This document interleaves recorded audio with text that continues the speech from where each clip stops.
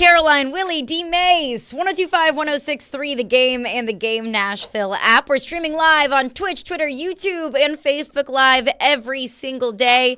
And we are broadcasting live from the Busy Bee Heating, Plumbing, and Air Conditioning Game Nashville studios. Home of the $99 yearly Beehive membership, where the buzz is always about great service. D-Mase is here today. No Willy Donick because he is en route to Vancouver. And we finally, D-Mase, finally have a schedule. It came out in the wee hours early this morning. We finally have a schedule. Game 1 is officially Sunday at 9 p.m. Game 2, Tuesday at 9 p.m. And the Predators and Canucks back in Nashville for games 3 and 4 at Bridgestone Arena on, Friday, and then Sunday, 6:30 puck drop on Friday, 4 p.m. on Sunday. And then, we'll go from there after the first 4 games, games 5, 6, and 7, all TBD. But D-Mase was here. D-Mase, how are you doing? I'm doing well. Finally got everything situated now, and away we go.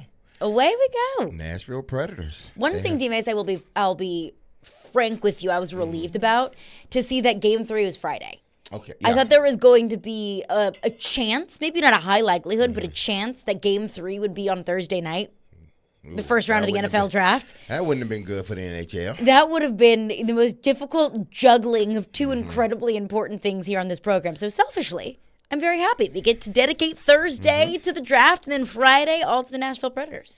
Yeah, so good luck to the Nashville Predators this Sunday, and hopefully we can end this thing quickly. I got Preds in 5. I don't know what y'all think. I got them in 5. I want to do a sweep, but I think that would be bold. Too, confident. You can be overly confident. Or borderline cocky, and I'm not the one that's on the ice. But you can talk your talk. But I got them winning in 5. I really do. I think this Predator team, it has the makeup to be a really good team in this year's playoff. It has the makeup to go on a serious run. If you can go on a run like you did during the season, you can go on that same run in the playoffs. And they don't have any major injuries. Guys will get extra rest. And then the good part about it, I guess it's sort of a double-edged sword. Listen, this team haven't seen the new look Nashville Predators. They saw the old Predators and they beat them up a few times, but they haven't saw this Predator team that has kicked it into high gear and is primed, at least to me, is primed to make a run in the playoffs. I think they got the ideal situation in the first round. This team does feel special. Yeah. It feels like it has the makings of a run. And what a quote-unquote run might be, I would say a deep run would be getting to the Western Conference Finals. What's the probability of that? Frankly, I wouldn't put a ton of money on it. But get through the Canucks, get past the Canucks, and then we'll have that conversation. But we'll continue the Predators conversation. We're getting you prepped and ready for Game 1 on Sunday, all show long. We have got a packed and loaded show. Robbie Stanley will join us in 1 hour. We'll get his thoughts on the Predators-Canucks matchup. Elliot Friedman of Sportsnet and host of the 32 Thoughts podcast, he will join us at 1 p.m. I'm intrigued to get Elliot's Canadian market perspective on this matchup, because one thing that Barry Trotz has been talking a lot about is the pressure factor, how there's no pressure on the Predators, how being in a Canadian market adds a ton of pressure on the Vancouver Canucks. So we will catch up with Elliot Friedman at 1 o'clock, Robbie Stanley at noon, and of course, it's a Friday, so we'll get into Ask D-Mase at 12:30. Get all of those questions in for D-Mase. 615-737-1025 is the phone number if you want to hop in on the conversation. But I want to start on the NFL draft. Less than 1 week away, and I think we're all getting to the point where it's like, okay, just give me the action, give me the picks, give me the drama, give me all of the truth behind the smoke screens. I'm ready for it. D-Mase, I know you're ready for it, and the listeners are ready for it as well. We've been talking so much tackle. We've been talking so much Joe Alt, Olaf Fashanu, J.C. Latham, and look, rightfully so. This offensive line stinks. And speaking of that, did you see the news? Big breaking news in the NFL last night. Didn't. What happened? I was at Andre Dillard to the Green Bay Packers. I saw that, yes. And I saw it as I was leaving work. It was earlier enough in the day because I ended up going to a charity event last night. Nice. And Zach Pillar and his wife were a part of it. They helped put it together, the Rally Fund, childhood cancer. It was a wonderful, wonderful event. Amazing. Got to, sit down with a couple of my old teammates, B-Hop, Neil O'Donnell, KD, Waterson. It was good to see him, and Jason Matthews. So it was good to be there. So I said all that to say this. It's a fun reunion. Exactly. It was a fun reunion. Great show. Great event. But I saw it, and I'm like, did they watch the same tape that we were seeing here in Nashville? I wouldn't have touched that man with a 10-foot pole. I wouldn't even let him in the building. He couldn't even he couldn't even block for my peanut butter and jelly sandwich. I wouldn't have him guard my peanut butter and jelly sandwich. That man can't block you. And I hate to say that because he was a first-round draft pick. He has played and he still do play in the Josh NFL. Rosen was a first-round draft pick too, so that and he did start some much. games. But even with all that, I think I am qualified to say Green Bay, he must just be a camp body. It's definitely not a starting left tackle. No. Or a starting player, period. Left tackle, right tackle, guard, center, I don't care what you want to. He can't even be in your mind as far as being a starter. I didn't understand it. I mean, I guess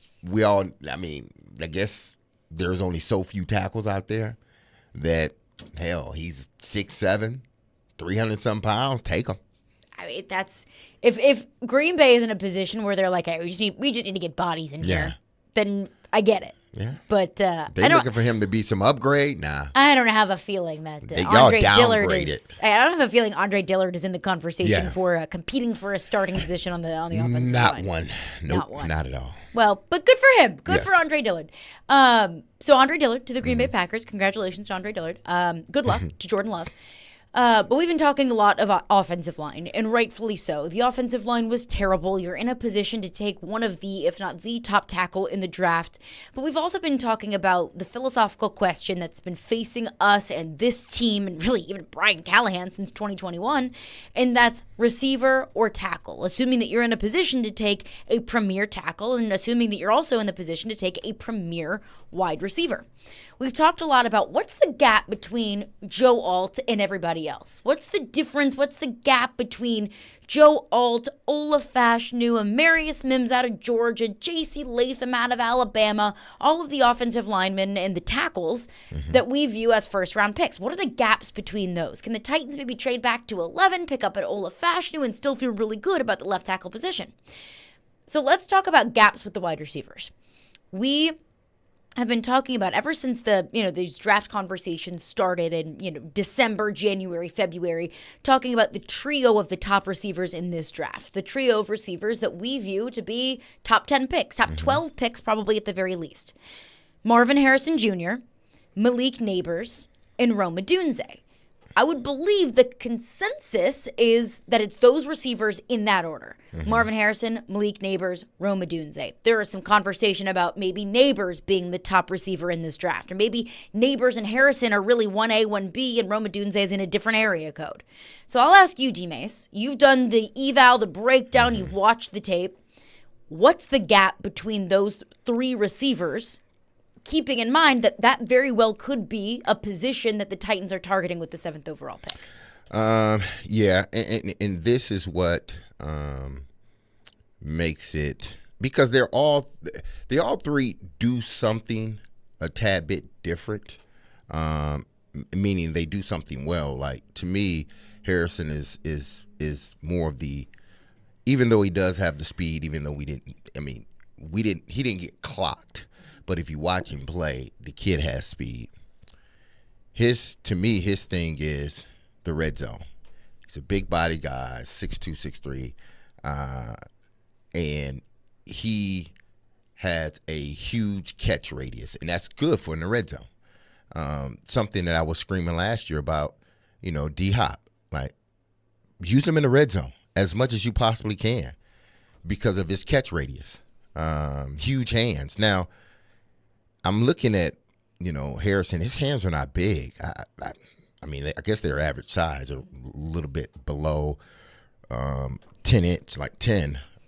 But What would you say is standard for an NFL receiver? I guess it would, and this is what I was looking up too, because I looked at my hand size. My hand size when I went to the draft was 10. Mm-hmm. Then I look at Harrison and these other guys, they're like 9 something. And I'm thinking so what is average hand size for receiving? I'm guessing it's around 9-ish, a little bit over 9. So I guess they fit right into that hand size measurements. You don't want to be below the average. And again, I can assume at least the top 10 prospects at that position, hand size has to be around 9. So I think he falls in with it. For reference, D-Hop's hands are 10. Yeah, D-Hop's hands are 10. And he's known for having bigger hands, sticky kind of hands. Exactly. So that's why I looked at that, because those things, do they mean something? But when these guys are so closely comparable, you look for the things that kind of push one guy over the other. Like you look at Harrison, well, he didn't run. You look at Odunze, he did run. Neighbors did run. So we know foot speed, like clock foot speed. We believe and we see on film that Marvin Harrison Jr. is fast. He don't get caught. He outruns everybody.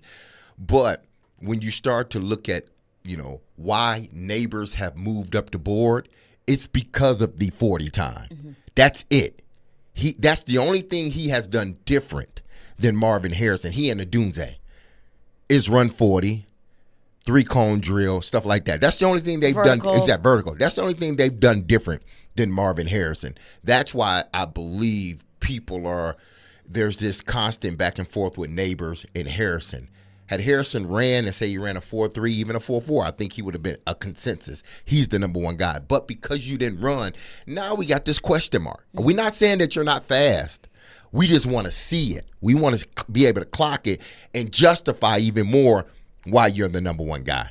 If you were a general manager and you were looking to pick a receiver in the top, let's say 8 picks, and you had, you were looking at Neighbors and Harrison, would you be turned off by Harrison not running a 40? I wouldn't be turned off, but if they're closely comparable, then something has to sway one way or the other. Like, something has to sway me one way or the other. Maybe it's the numbers. If I look at all the measurables, maybe it's, okay, I'm taking Harrison because he's 6'3", 215.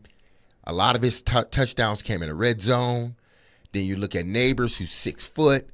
Still potentially, he's going to be a great receiver, potentially. Mm-hmm.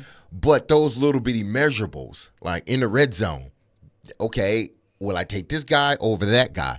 That's what it boils down to when you have 2 guys or even 3 guys with Odunze so closely comparable. I think Odunze is the third guy. Neighbors, to me, is the second guy closely. Mm-hmm. But then, again, it's Marvin Harrison, number 1. So all 3 of these guys, I think, Neighbors, to me, is more of even though I think you can put the Odunze and Harrison in the slot, I think Neighbors is a better fit.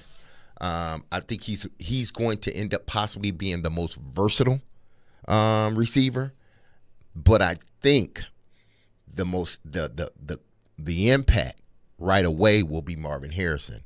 Neighbors will possibly sort of be that Swiss Army knife, like he could play all 3 positions. And then you look at Odunze. Odunze, he's sort of I look at him sort of a Keenan Allen type of player, or a Mike Evans type of player. Like he's going to be just consistent in terms of size as well. It's a term of size because Odunze is 6'3". Mm-hmm. He's 6'3". Obviously, Mike Evans is 6'5". But it seems like they have that sort of same makeup, big body guys, stockier guys. Not like great speed, but good speed, really good speed. I think Odunze clocked at, a 4.45, somewhere around there, 4.43 when he ran at his pro day. So he has good speed. But he's a guy I think is going to, throughout his career, barring injury, he's going to have numbers that are consistent. And you're not going to notice it unless you start paying attention to him. He's going to be a Mike Evans guy. 1,000 yards, 1,000 yards, 1,000 yards, 8 touchdowns, 9 touchdowns, 8, 10 here. And you look at it and but then you look at his career, it's like, man, in 10 years, he has over 12,000 yards and X amount of touchdowns, but he did it quietly like Mike Evans. Marvin he's going to have the quickest impact, I believe, of any one of these wide receivers. But then Neighbors, I think, he may ultimately be the best of them all because of his versatility. He can play inside, he can play outside, you can do different things with them. So all three are good route runners. What I am concerned about all three is none of these guys get pressed. What I worry about with spread offenses in college is that none of these receivers ever get touched. That's why I like to see receivers when they play against Alabama. Yeah. Teams that love to play man-to-man and get in your face. If you can win battles like that, consistently against coverage like that, then you're good. But I'm not sure any of these guys face true press coverage. That's what they're going to have to get used to. Seeing press coverage more times than not. Because I guarantee you, in college, they rarely saw press coverage, if at all. Mm-hmm. And that's something that you got to, once you come into the NFL, you got to get accustomed to playing against. Because if teams find out you can't get off the press, what are they going to do? They're going to press you more times than not. Right. So that's the thing I'm worried about with all three. Can they get off the press because they've never really truly faced press coverage other than probably in practice? Yeah. But if you're talking about in games, I've watched Marvin Harrison tape. I don't think anybody ever really truly pressed him. I don't think it's hard to press a Doomsday because they have this spread out wide offense. And defenses in the Pac-12. Exactly. They're not traditionally, outside of Utah, I think, Utah has usually some good solid defenses, but more so up front. Mm-hmm. They don't have the quickest of corners. Exactly. Oregon had a solid defense this past year, but again, because of what they could do up front rather than in the backfield. So when somebody asked me about Neighbors, because obviously I watch every LSU game. Mm-hmm. I watched a lot of Malik Neighbors. They asked me what would be his biggest weakness or what would be the biggest hurdle for him going into the NFL, and that's what I said: getting off of press coverage. Because at the college level, I mean, he could outrun most corners. Yeah. So he wasn't even getting faced really. No. He wasn't getting pressed that hard because he could just get off of it. And if they could keep up with his speed, well, Malik Neighbors has the quickness to just shake him. Like, he can just change direction on a dime. When you're looking at some of the top corners in the world, when you're playing up against some of the best cornerbacks and the best DBs in the National Football League, they're going to be able to keep up with you. And they're going to be able to see what you're doing and to be able to keep up with your change of direction. Yeah, because it's more so of, these guys, the really good defensive backs in this league, it's not necessarily about, they're watching receivers and they're picking up on small tendencies. But it's more about studying offenses, knowing in certain, bunch coverages, bunch sets or 3x1s or 2x2s, you learn how to read routes. You learn how to read patterns. If this guy's running a post, then I know more than likely on the backside there has to be a deep end coming in from somewhere, or a crosser coming in, or a go route. So you start to pick up on those tendencies in regards to the offenses. And to me, these guys, I think they're all going to excel in this league. I truly do. Other than maybe injury slowing them down some, but I worry about press. I worry about being able to. It's easy to get up on the board and sort of, this coverage is no, but it's different when you got to be there and you got to read it within a second. And defenses in National Football League, they disguise a lot better than what they do in college. No longer do you have these wide hashes that you had in college. That makes a difference too. Now you have these, these more condensed hashes. Now you have to, as a receiver, you have to be able to read on the run because these defenses are changing. You got linebackers, sprinting out to be corners. You got linebackers sprinting up to be safeties. Safeties coming down to be corners. Safeties rushing off the edge. Mm-hmm. You got to know who's who, what's what, and who's where as you're running your route. So to me, because they didn't have to face all of this, these are some of the things that you're concerned about, but you figure they're good enough athletes. Mm-hmm.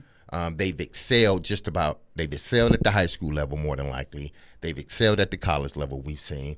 So there's nothing telling me based upon what I've seen of all three that they will not excel at the NFL level. So coming up next, I want to continue this conversation, and we've been faced with a lot of hypotheticals, and we'll continue to do that. With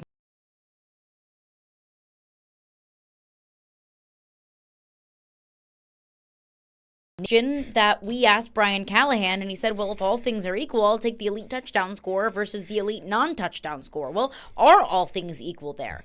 And let's say Neighbors is gone by the time the Titans pick. Very high likelihood that he is. Is Odunze or Alt as difficult of a question as answering Neighbors versus Alt? The gap between Neighbors and Odunze. We'll get into that coming up next. We'll get into your thoughts as well. 615-737-1025 is our phone number. Caroline, Willy, D-Mase were brought to you by Zen Sports. Start earning cash rewards on your bets today. Gambling problem? Call 1-800-889-9789. Terms and conditions apply. Must be 21 or older and in Tennessee to bet.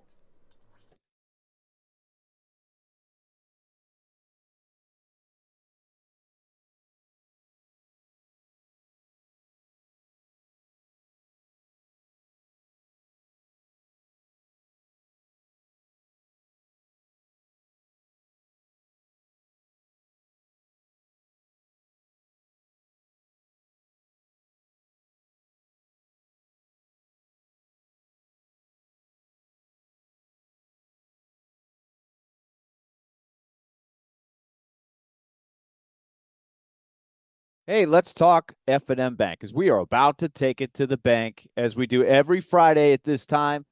Gotta love it. And we love our relationship with F&M Bank. Banking made easy on purpose. Is there a better way to approach your finances? Who loves doing finances? Unless you're that oddball that everybody does. That's a number cruncher. Yeah, we all love doing that. There are some people like that. But when it comes to finances, most of us, they just want to keep it simple. And that is where F&M Bank helps you, regardless of where you are in your financial life. If you're just getting started and trying to learn how to use your finances and set up a good system where you save your money, might we recommend the Smart Swipe card, where you have a very easy way of saving money every time you use that debit card, the Smart Swipe Roundup feature. So if you make a purchase of $5.28 for a cup of coffee, it rounds up to $6. You save that 72 cents. Very simple way to save money every time you use that debit card. Gotta love that. Plus, if you're a business owner or a different part of your financial life, they've got that business for you because your business means more to them. They want to make it simple. They're part of your community. Go to myfmbank.com to find the nearest location and tell them you heard about all of this from us here at 102.5 The Game, because a little bit can mean a lot when it comes to banking. F&N Bank, member FDIC.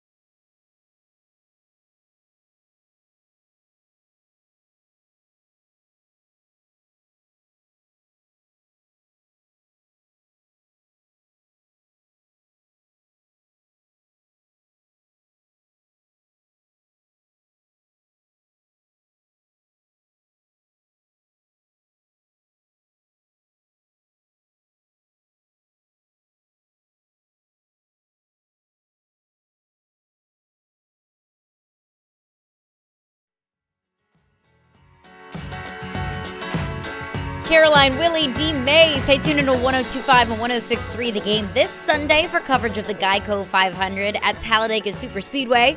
Coverage will begin at 1 p.m. with the race starting at 2 p.m. Coverage also available on the 102.5 The Game app and at thegamenashville.com. Robbie Stanley will join us in 30 minutes. We'll preview Predators at Canucks for Game 1 of the Stanley Cup playoffs.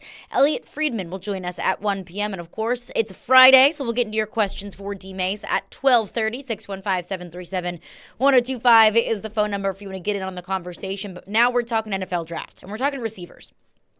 Because it's a high likelihood that the Titans could be in on a receiver in the first round of the draft. I mean, it's on the table. It's on the table. It's on the table. We've been talking gap between Joe Alt, Nola Fashanu, but what about the gap between the receivers? I think the toughest conundrum at this point is, if somebody asks you, okay, well, you're Rand Carthon, Malik Neighbors, and Joe Alt on the board. Who are you going to take? And frankly, whichever way you go, I don't think you're wrong. I think you can justify either pick. I think they're two great players. Left tackle is obviously a more pressing need. It's higher on the list of priorities, positional priority, if that's what you want to call it. But Malik Neighbors also has the makings of being a superstar in this league. So however you want to answer that question, I don't think you're wrong. But D-Mase, you've been looking at it. You've been breaking it down, been breaking down the differences between these receivers. The big three is what we'll call them. Marvin Harrison, Malik Neighbors, and Rome Odunze. Is Rome Odunze or Joe Alt as difficult of a question as Malik Neighbors or Joe Alt? I don't think so. AKA, is Rome Odunze even in the same stratosphere as Malik Neighbors or Marvin Harrison? Yes. How can I? If I had to take him, it would be Harrison. I've loved Harrison. Even last year, I thought if he would have came out last year, he probably would have been the number one receiver taken last year in the draft. So I got Harrison, Neighbors close, and Odunze right there, but I don't think he's too far off. So to me, if it's Alt and Neighbors, then we got to seriously think about, okay, how are we going to do this? Even though I still believe you take the tackle, but I'm sure there are people that would be in the room thinking we may not be able to pass up on this guy. There's probably a gap between the third guy and the fourth or fifth guy. So if we get him now, then we add a instant ultimate playmaker to our, offensive side of the ball. But then again, we need a tackle. I think if Odunze was there, clearly it would be Alt. I don't think Odunze, if he is there, he gives you the ability to trade out of 7 if you wanted to. I think if Neighbors there, Neighbors gives you the ability to trade out, because I think teams will be looking to move up to get Neighbors quicker, than it would Odunze. So, if you're just talking about from a value standpoint, it would be better to have the scenario of Neighbors and Alt, because you figure I can move. People want Neighbors. Some even have Neighbors above Marvin Harrison Jr. So it's possibly easier to move out of that spot than it would be a Rome Odunze, even though people still consider him a top 10 pick. But Neighbors is more like a top 5 pick. And there's a difference between top 5 and top 10. Oh, yeah. So you may be able to get more of a trade value if Neighbors is there rather than Odunze. Even though I still like Odunze, I would take the tackle. Even though I love Neighbors, I still would take the tackle. So to me, it wouldn't be that great of a decision. Like, I wouldn't be sort of torn between those 3 guys, because to me, I need to tackle. Yeah. But if I'm looking to trade down, I'm like, please let Neighbors be there. Is there a wide receiver you would take the tackle over? Is there a wide receiver I would take a tackle? Excuse me. Is there a wide receiver you would take over a tackle? Excuse me. Harrison. Yeah, he's the one. Yeah, he's probably. But even with that one, it's like I would try to see how much I can get for the pick. But if they're not willing to give up that pick, then I just take Marvin Harrison Jr. To me, in some drafts, he is a number one pick, Marvin Harrison. That's how good he is. I think Neighbors in some drafts is a top 2 or 3 pick. I don't think Odunze is a top 5 pick in any draft. I think he's more of a top 10 pick, like from 6 to 10. But those other two guys, Harrison in some drafts could be a number 1 pick. Odunze, Neighbors could be a number 2 or number 3 pick in some drafts. So. And a top 10 pick is still pretty darn good. Oh yeah, it's still good. I take it, but I'm looking at it from trade value standpoint. I think people would be more willing to trade up to get Neighbors than they would be trade up to get Odunze. I think you would be more inclined to trade back if Odunze's there. If your tackle's not there, you would be more willing to trade back. Now, if Neighbors was there, I think you would try to stay at that spot. I think you would stay at that spot unless somebody gave you, like, I don't know, maybe 2 or 3 first rounders to try to move up, like 2 first rounders to try to move up to get him.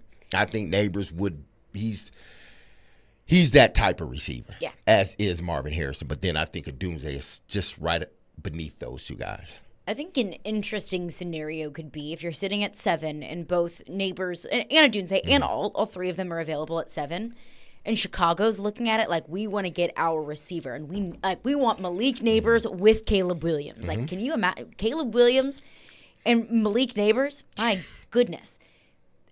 But if Chicago was like, we'll throw a 2nd rounder or a 3rd rounder in there, and all I have to do is go back to 9, I wouldn't hate that. No, I wouldn't hate it either. So because Atlanta's got their tackle at 8, Alt could fall to 9. Alt could fall to 9, but it just depends on what guys are. If one of those big time wide receivers is still there. More importantly, if Neighbors is still there, I don't think Odunze will get you what you need in regards to moving back. Right. I think Neighbors will get that. Obviously, I think Marvin Harrison will get that. But if he's there, that's when it feels like, man, we may just have to take him. Yeah. And get our tackle in the 2nd round. Even though I want to tackle, he's one of those guys he's sort of like a Jamar Chase, a Jefferson. Look at their career now. You almost can't pass him up. It would be really hard. Yeah. Like, if I'm trying to put myself in that position, that if I'm in that draft room and I'm looking at my board and I've got, Malik Neighbors as the 2nd best non-quarterback in this draft, and he's sitting there for me for the taking, and I hear everything that Brian Callahan and Rand Carthon have said about the offense in the offseason, that they want to be more explosive. They want to spread it out. They want to, Brian Callahan has said, I want guys that can find the paint. Yeah. That's what Malik Neighbors would be. Yeah. And that's just for the taking. So that would be really tough. And I would have zero issue whatsoever if the Titans decided to go Neighbors over a tackle in the 1st round. Because whenever you start to prioritize need over elite players, that's when you start to get yourself in a really tough position. That's how you end up with Corey Davis with the 5th overall pick, and you don't get 5th overall pick kind of production because you need a receiver. Yeah, you need a receiver, but I consider a elite player as well. He's just an elite tackle. And listen, there's nothing like having an elite tackle. There's nothing like having a tackle that, again, I've said this all the time. There's nothing like having a tackle that you just don't have to worry about. Yeah. There was plenty. I never worried about with either team. Never worried about the Tennessee Titans because B-Hop was over there. Never worried about him. Now, if he was injured a little bit, then yeah, you're like, okay, how long is Hoppy gonna hold up? But typically, Hoppy did his job. But you never worried about Hoppy because you knew he had it on lockdown. And Jonathan Ogden, you never worried about Jonathan Ogden because it was like, okay, everybody else was trying to scheme around that left tackle. You ain't got to worry about him. Everybody's trying to run away from him. Like, let's put our best defensive end on the other side. Yeah. That's what they were doing when B-Hop was the tackle for the Titans, or when, Jonathan Ogden was the tackle for the Baltimore Ravens. So to me, they are impact players. They are elite players, but they don't get the notoriety because, tackle They don't isn't score sexy. touchdowns. Yeah, they don't score that. Every once in a while, they may score a touchdown. Every once in a Never while. As Taylor discredit- Lewan. Taylor Lewan scored a touchdown now. Never discredit a thick six. Exactly. So, I mean, that's an elite talent. It's just as a team, when you're as a GM coach, when you're evaluating your team, do we need that elite tackle or do we need that elite receiver? But again, need gets you in some sticky situations. Yeah, but this is different. Best player available. Yeah, this is different because the best player. If Alt is there. Mm-hmm. Now, if Alt's not there, then obviously you got to go to Plan B, whatever Plan B is, and maybe to trade out of that or whatnot. But to me, Alt.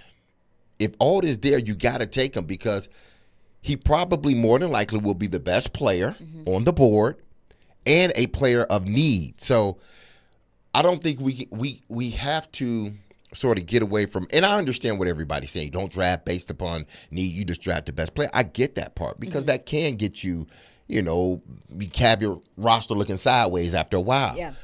But Alt would be the best player possibly at a position of need. So in this situation, If that's the case. yeah, in this situation, that is, you got to take that out of it. The whole don't draft for need, draft best player. You got to take it out of that equation right now because he may be the best player at the position of need for you. Yeah. So that's the way I look at it. I want to get into some of your thoughts on this. Our phone lines are driven by WilsonCountyHonda.com. 615-737-1025 is the phone number if you want to get in on the conversation. One texter texts in and says, can you think of a scenario where we could get out and Neighbors or Harrison? You can get out the 7th pick and still draft Neighbors or Harrison. That's what they're saying. Let's just say, can you think of a scenario we could get Neighbors or Harrison? Yeah, totally. Oh, of course. I would say there's a higher likelihood of Malik Neighbors falling to you at 7 than Marvin Harrison at 7 because I think that there's enough wide receiver needy teams ahead of you. The Arizona Cardinals, the LA Chargers, perhaps even the Giants, that would be in on the Harrison sweepstakes before they would take Malik Neighbors. But especially if quarterbacks go in the top 4 or even top 5, like if Arizona trades out with Minnesota or the Chargers trade out with Minnesota or the Raiders and they take quarterbacks, that just pushes all of those players down to you. So there's absolutely scenarios where more specifically Malik Neighbors or even Marvin Harrison could fall to you at 7. Absolutely.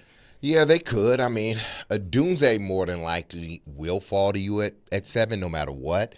But there's a possibility. Is he seventh best player in this draft? Is he the 7th best player in this draft? See, 3 quarterbacks, and I'm not even counting J.J. McCarthy. You got 3 quarterbacks. You got a left tackle. You got a defensive end. You got 2 wide receivers that goes before him. So Even Bowers? He and Bowers may be like they round out the top 10 as far as players, elite players. Like those are the 10 players. But is he a top? I don't think he's a top 7 player. Just like all around, like if we're just taking out position, I don't think he's a top 7 player. Now, again, is he a top 10 player? Yes, he's a top 10 player. But if you have him and Alt sitting there, Alt still wins because not only is he the higher graded player, but he's also a player of need. So in a situation like that, you take Alt. You don't take Roman Dunze. Yeah. But to the texter's point, I don't know if this texter intended to say to get out of the 7th overall pick, but I do think if you trade back, let's say it's 11 to Minnesota. I don't see Malik Neighbors or Marvin Harrison falling to 11. Neither one of them. I don't think. If they fall to 11, there would have to have been some trades, above like 2 trades specifically. There would have had to have been, let's say, both Minnesota and Denver trade up into the top 10. Let's say one with Arizona, maybe one with the Chargers to take quarterbacks. Exactly. And there's then 5 or even 6 quarterbacks taken in the top 10 from just maybe Malik Neighbors to fall to 11. And I think the likelihood of that happening is like 0.1% chance. Indy Ben, our dear friend Indy Ben, texts in, says, did I just hear Derek compare Alt to an elite tackle like Jonathan Ogden? He's nowhere near the prospect Ogden is. He's been compared to guys like Jake Matthews and Eric Fisher. I think the Titans are in a spot where they almost have to go left tackle round 1 with how bad their offensive line is. I wasn't comparing the play. I'm comparing the I don't have to worry about, and I don't know how you label that. That's what I'm comparing. A set and forget. Yeah, a set and forget. That's what it's called. I set and I forget about him as if he's not there. You're taken care of. You're taken care of. I ain't got to worry about it. You're blocking my blind side. That's what I talk about when I mention B-Hop. And Jonathan Ogden, 2 guys that you didn't have to worry about once you set them on the left side. And I think Alt's going to be that type of guy that you're not going to have to worry about. Now, will he be a Hall of Famer like J.O.? I don't know. Will he be close to B-Hop? I don't know, but I think he will be B-Hop was a damn good left tackle, but he played in the era with so many damn good left tackles. One, Jonathan Ogden, that sometimes you just get pushed down and forgotten in a sense, but it doesn't diminish the job that you're doing. He was our Jonathan Ogden, meaning B-Hop. Yeah. And I think Alt would be that for us as well. Our Jonathan Ogden, our B-Hop. I'm not comparing them like play. I'm just saying put him over there like you said, set and forget. Let's go to another position. And to his point about, the Titans have to take left tackle because their offensive line is so bad. Having that approach in the first round at all, but specifically at the 7th overall pick, a top 10 pick, if you start getting into, well, you have to do this conversations, you set yourself up for failure because you're setting yourself up to not get the bang for your buck, so to speak, to just take the best player available at a certain position, even if that player isn't deserving or worthy of the 7th overall pick. The Titans don't have to do anything. No. The Titans have to find a great player. The Titans have to find a difference maker. The Titans have to find a player that's going to be part of their plan for the next 6, 8, 10, 12, 15 years. If that's a left tackle, great. If that's a receiver, cool. If that's Brock Bowers, awesome. If that's Dallas Turner, okay, fine. What they have to do is find a great player. I don't think it has to come at any specific position. There's too many needs on this team to kind of go into that rabbit hole of only one position. All right, coming up next, we heard from a Vancouver play-by-play guy, the play-by-play for the Canucks. We heard that yesterday.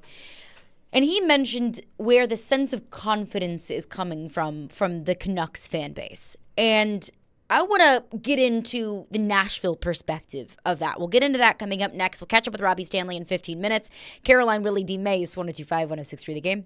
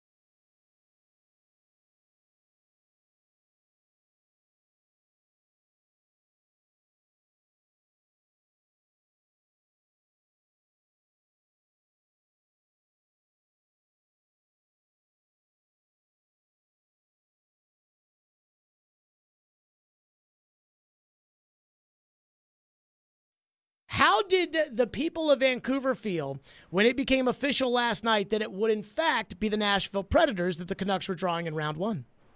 Hey, good to join you guys. But first of all, it was, a situation where the Vancouver Canucks haven't been to the playoffs in a long time. So this fan base, first of all, it was just jubilation because it's been a couple of years of pain. But when it comes to the Predators, okay, this is the dilemma that the Canucks fans, like any other fan base, had in the Western Conference. You know you're running into a good team, whoever you play, but those games early on in the season that Vancouver did play against Nashville, they feel good about them, right? That's an opposition where you did the season sweep. So rather than playing a Vegas, you feel good about playing Nashville better. I don't think nobody's thinking this is an easy series. It's going to go a long way probably, but that Predators team that the Vancouver Canucks saw earlier in the year, it was a very different team. So I want to say, Canucks fans are cautiously optimistic, but pick your poison, right? All the teams that they could have played were going to be difficult. That was Randeep Jonda, a Canucks game analyst for Sportsnet in Vancouver. Caroline, Willy, D-Mase. Robbie Stanley will join us in about 10 minutes. We'll talk Predators Canucks in the first round of the Stanley Cup playoffs. And one thing that he mentioned there that gives a lot of Canucks fans hope, excitement, encouragement about the Canucks to beat the Predators in 5, 6, 7 games, however many games this series goes, is the games that the Canucks just kind of frankly walloped the Predators in earlier this season. Let's pull it up. October 24th, Vancouver beat the Preds 3-2. October 21st, Vancouver beat the Preds 5-2. And then later on December 19th, Vancouver beat the Predators 5-2. So if I'm a Canucks fan, I get that. I get feeling confident in getting encouragement out of that. We've seen this team 3 times already, and we whooped them all 3 times. And I've seen this come across in our text line. I've seen conversations on Preds Twitter. Fear or anxiety from Predators fans about those 3 games in particular. Now, Vancouver fans can feel however they want.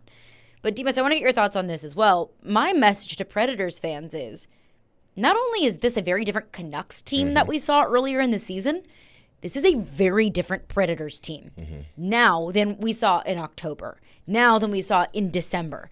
Remember, we were talking about the 5-10 team.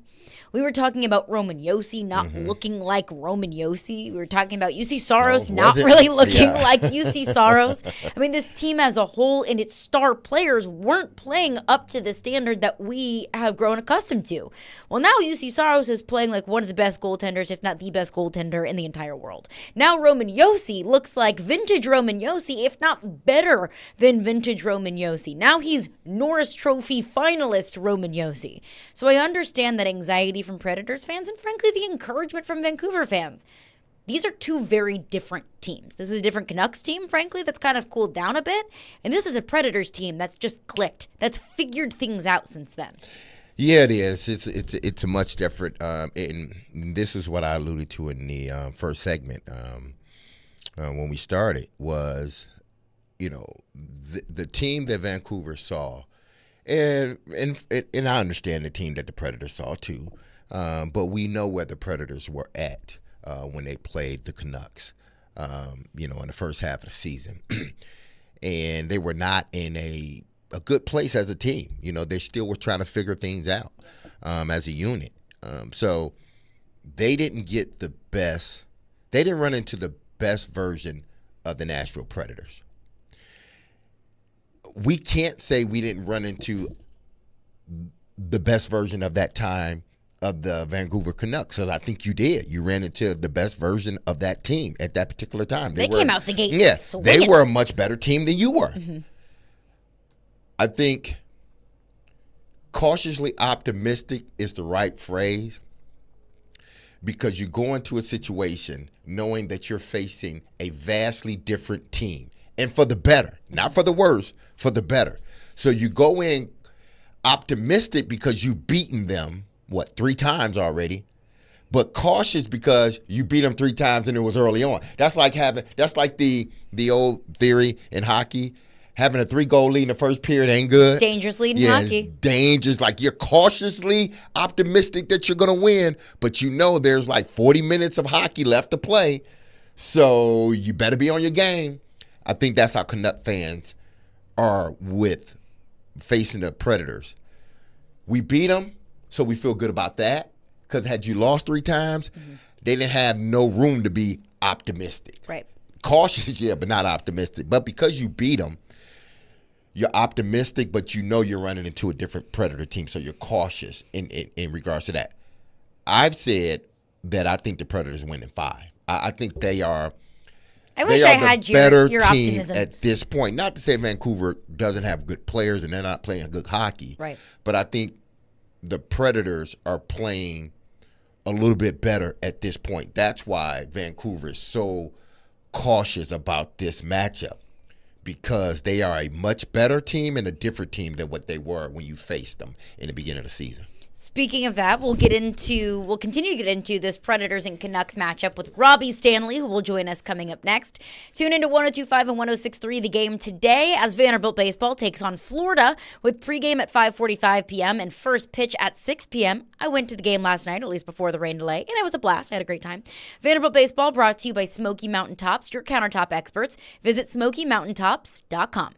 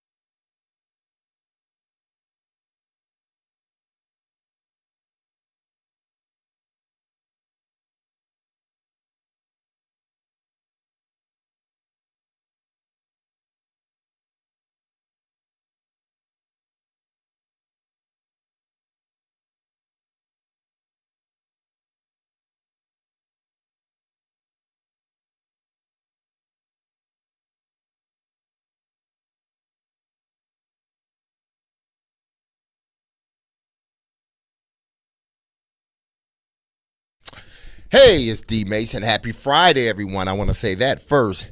But you've heard me tell you about Dr. Lodge and his staff at Cool Springs MD for some time now, all right? I've shared how they have helped with imbalanced hormones and how they offer a comprehensive weight loss program that addresses the root cause of weight gain, okay? But now I want to tell you about a new laser they offer called Empower Laser. And I'm telling you about this because I've used it before and it's working. Believe me, with this laser, Dr. Lodge and Cool Springs MD can help you turn back the clock and take control of your body. We all need to do that as we start to get older. We're getting better, but we're getting older, so we need to take care of our bodies. Learn about this amazing new laser and how it stimulates your Kegels in 20 minutes.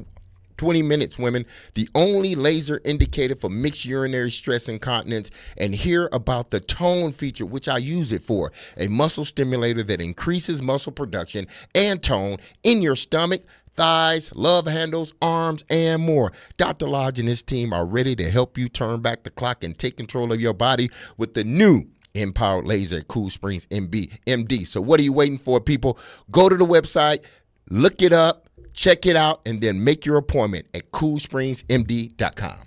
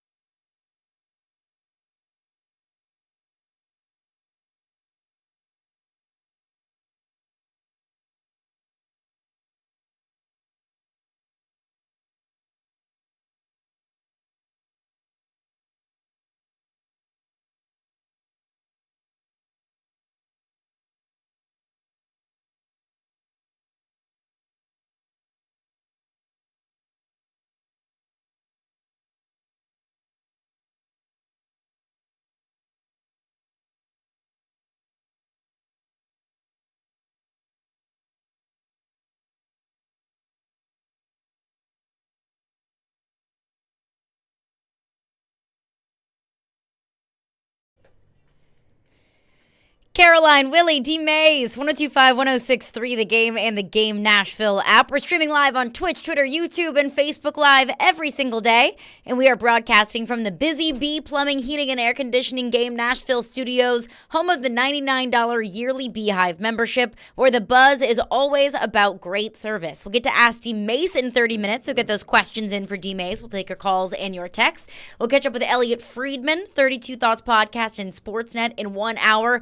But joining us now is Robbie Stanley. You can hear him on Robbie and Rex Road every single morning on 1025 and 1063 The Game from 6 to 9 a.m.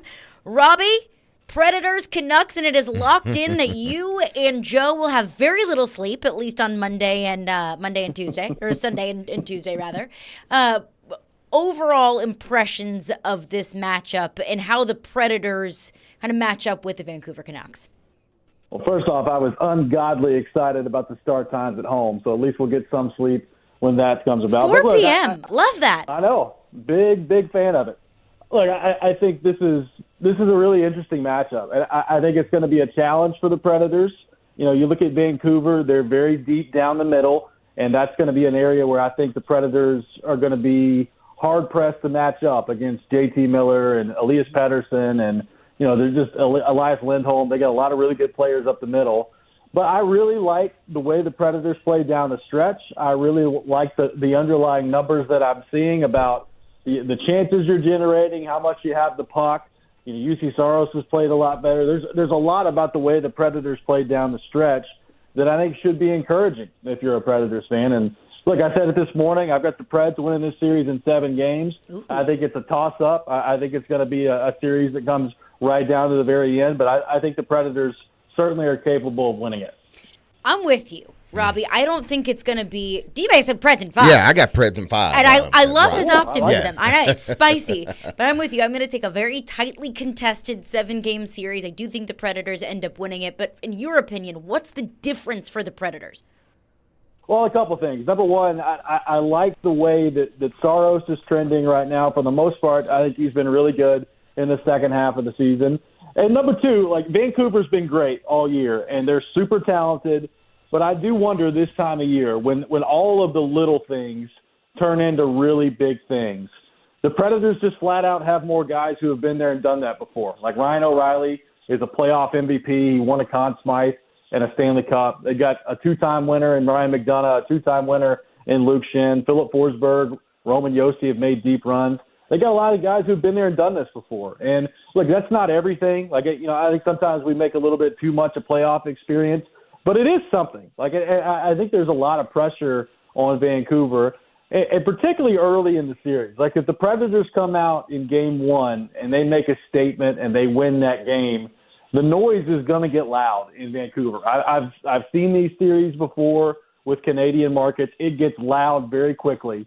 And I always wonder how, like, younger teams and teams that aren't that experienced in dealing with stuff like this, how do they handle it? So I like the Predators' matchup advantage from that perspective. And there's something about this Predators team with kind of the moxie that they have down the stretch here. And I think you can trace a lot of that back to guys like McDonough and O'Reilly that I really like and I think really suits them well this time of year. So those are a couple of the reasons why I like the Predators' chances in this series.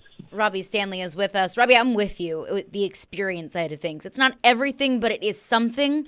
You know, not getting too high, not getting too low, just being on that stage in the past and knowing what it takes to get through just how tough, especially the first round is, and to get through the slog of a 7-game series. But if we're going to talk about experience, I think that we would be remiss to not mention how UC Saros doesn't have the most experience in the playoffs. So what about the UC Saros side of things? That the small amount of playoff experience that he does have, it hasn't been, the best resume in the postseason. Yeah, I think we're going to find out a lot. And I think not only for this series, like I think you're going to start to, like as Barry Trotz continues to piece together what the plan is at goalie long term, like, to me, this is a really important piece of it, right? Like, if Saros comes out and he plays great and the Predators go on like a run to the conference final, well, I would assume that probably factors pretty heavily into your decision as to whether or not to extend him to a long-term contract. If they come out and they get blitzed by Vancouver in the first round, they're out in 5 games, and Saros doesn't play well, then I think the conversation of what you do in goal moving forward becomes pretty loud again. So I think it's big for the future of the position. And look, I think we all know that UC Saros is a great goaltender. But the fact of the matter is he's had the bubble series against Arizona, which was weird, and they played terrible in that series, and I thought he was average to below average. They had the Carolina series where they were totally outgunned by Carolina. He played great in that series, and they gave him a run. And then a couple years ago, he didn't play. I mean, he was hurt against Colorado, and we know what happened in that series. So there's not a ton to point to UC Saros. On the other side of things with Thatcher Demko, I think he's got like 4 career playoff games. So there's not a ton of playoff experience in goal in this series, but I think this is massive for Saros in terms of where his career goes from here. They're not going to base the entire decision off the outcome of this series, but I do think it's a pretty important piece of the puzzle when you're determining what to do from here if you're Barry Trotz. Robbie, we'll talk with Robbie Stanley. I got the Predators, like Caroline said. I got the Predators in 1-5. Y'all need to stop being scared. Just say it, man. I love it. Come on, just say 5. But you did. Why not 4? Why not 4? I take the clean sweep. I got a broom ready at my house, so I'm ready to use it if necessary. But you talked about UC Saros and his play because of and this may be if they, I believe they will continue to advance in the playoffs, but this may ultimately be their longest, trip back and forth. With that being said, how do you think they factor Lincoln into this whole mix? Do you think if this team comes out and win game 1, then that gives, Coach Bruno a better idea of how to use Lincoln? If they come out and lose game 1, do they stick with Saros a little bit longer? Because to me, this back and forth, say it goes 6 or 7, that's a lot of travel back and forth for both teams, and you have to have 2 goalies in situations like this. Well, I think they're really confident in Kevin Lankinen. I think that he's proven time and time again this year that he can step in and do the job. D-Mase, I was really curious to see what the schedule looked like because there was so much talk about, like, could there be a back-to-back at some point in this series? And the answer is no. Like, they avoided that. So my guess, and I could be wrong about this, my guess is that Saros is going to get all of them. That's just my guess, that regardless of how long it goes, he'll get all of them. The travel is an interesting aspect, though, because, I mean, for the Predators – in the playoffs, you can't get farther away than Vancouver. Like, Vancouver is the furthest possible matchup that you could have. So if this thing gets to 6 or 7 games, you're talking about a trip out there, a trip back, another trip out there, another trip back, and then potentially another trip out there after that.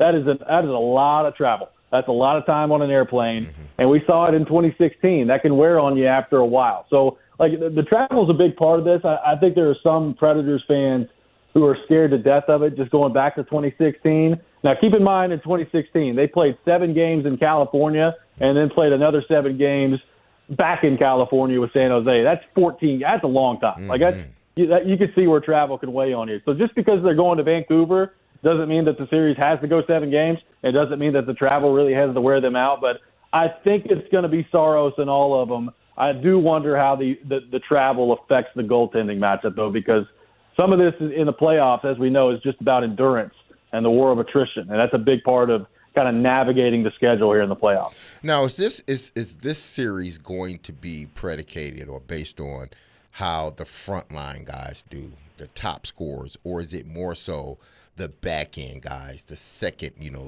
tier scoring? Is that what's going to put Nashville over the edge, or is it, hey, listen, the Yossies, the Forsberg, they need to play lights out in order for this team to win?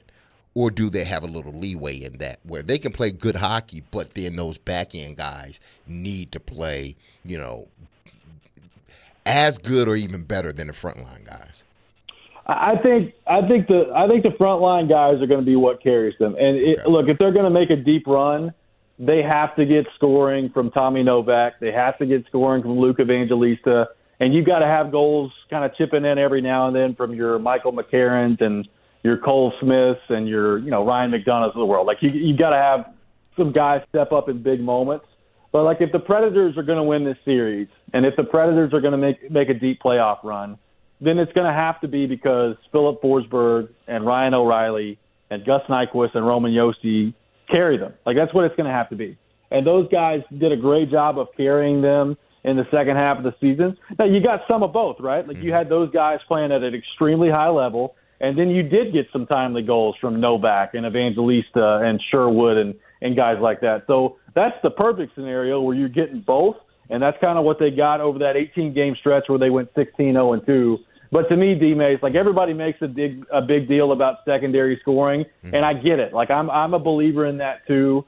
But ultimately, you need your best players to perform at a high level when you need them the most. And if the Predators get that, I think they're going to win the series. If they don't get that, then they're probably going to be sitting at home after the first round. Now, what is another area that if, in order for the Nashville Predators to win this game, win this series, that they have to do well in? Another area where, because you look at the teams and you look at it's sort of evenly matched in a sense. Is it just the experience that can potentially get Nashville over, or is it somewhere else within the game that you must see a clear-cut advantage for the Nashville Predators? I think it's a couple things. I do think, like, handling the highs and lows of a playoff series, because there will be both. I mean, they're going to lose some games in this series. They're going to win some games, I think, in this series, and how you manage that is a big deal. But I also think, there are moments in a series, whether you get a 5-on-3 power play or you're down or you're up by a goal late in the third period and they pull the goalie. Like, what you do in big moments like that, I think ultimately is the difference. And I think everybody, like, if you're a Preds fan and you watch regular season hockey and then you translate it to the playoffs, a lot of people think the referees just kind of swallow their whistles and they let them play. And I do think for the most part there's fewer penalties that are called in the playoffs, but they're still going to call some penalties. And we've seen it before. Like, the special teams is such a big part of this. And you don't necessarily, if you're the Predators, like, you don't have to have your power play humming along and clicking at 30%. But when you have an opportunity late in games on the power play to score a big goal, to put yourself up a goal, or to score a big goal to tie the game, like, you need your big players to come through in those moments. And sometimes, D-Mase, like, it's not about how many you score. Sometimes it's about when you score it. And I think that's a big deal for the Predators here. So I think winning or breaking even in the special teams battle is really key for the Predators. If they can at least break even there, then I like their chances 5-on-5 in this series. But you have to find a way to not let special teams become a huge advantage for Vancouver the other way. Talking with Robbie Stanley, previewing the Predators and Canucks in the first round of the Stanley Cup playoffs. Robbie, you bring up Luke Evangelista, and Joe had a great breakdown in The Athletic, learning a little bit more about Luke Evangelista and his personality behind the scenes, which I think we're starting to get, peel back the layers on that a little bit. From the Winnipeg game, the go bad boy. Go bad boy. And little pieces from Joe's article that were really fun. But I think the foundation of it is Luke Evangelista is becoming more and more a guy that the Predators can rely on. What kind of an X factor can he be in the playoffs? I think a big one. And look, he's kind of a special kid. Like, I've been talking about him for a couple of years, and I remember last year I said that I think eventually he can grow into a point per game player in this league. And some people thought I was nuts. And then now I think you're kind of starting to see what I've seen in this kid for a while, which is he's got an elite hockey sense out there. Like, he can make some plays that just not a lot of people can make. And look, there's still plenty of room for him to grow physically. There's still a lot of maturing to his game that's going to need to take place. He's got to get quicker, all those things. But one of the most encouraging parts about this run that they've been on has been him. I think he's played great down the stretch. And look, the playoffs are a different animal. They're going to target him. I mean, they're going to try to push him around and really make life difficult for him. And it's going to be interesting to see how he responds to it with the physicality of the playoffs. But I really like where his game is at right now.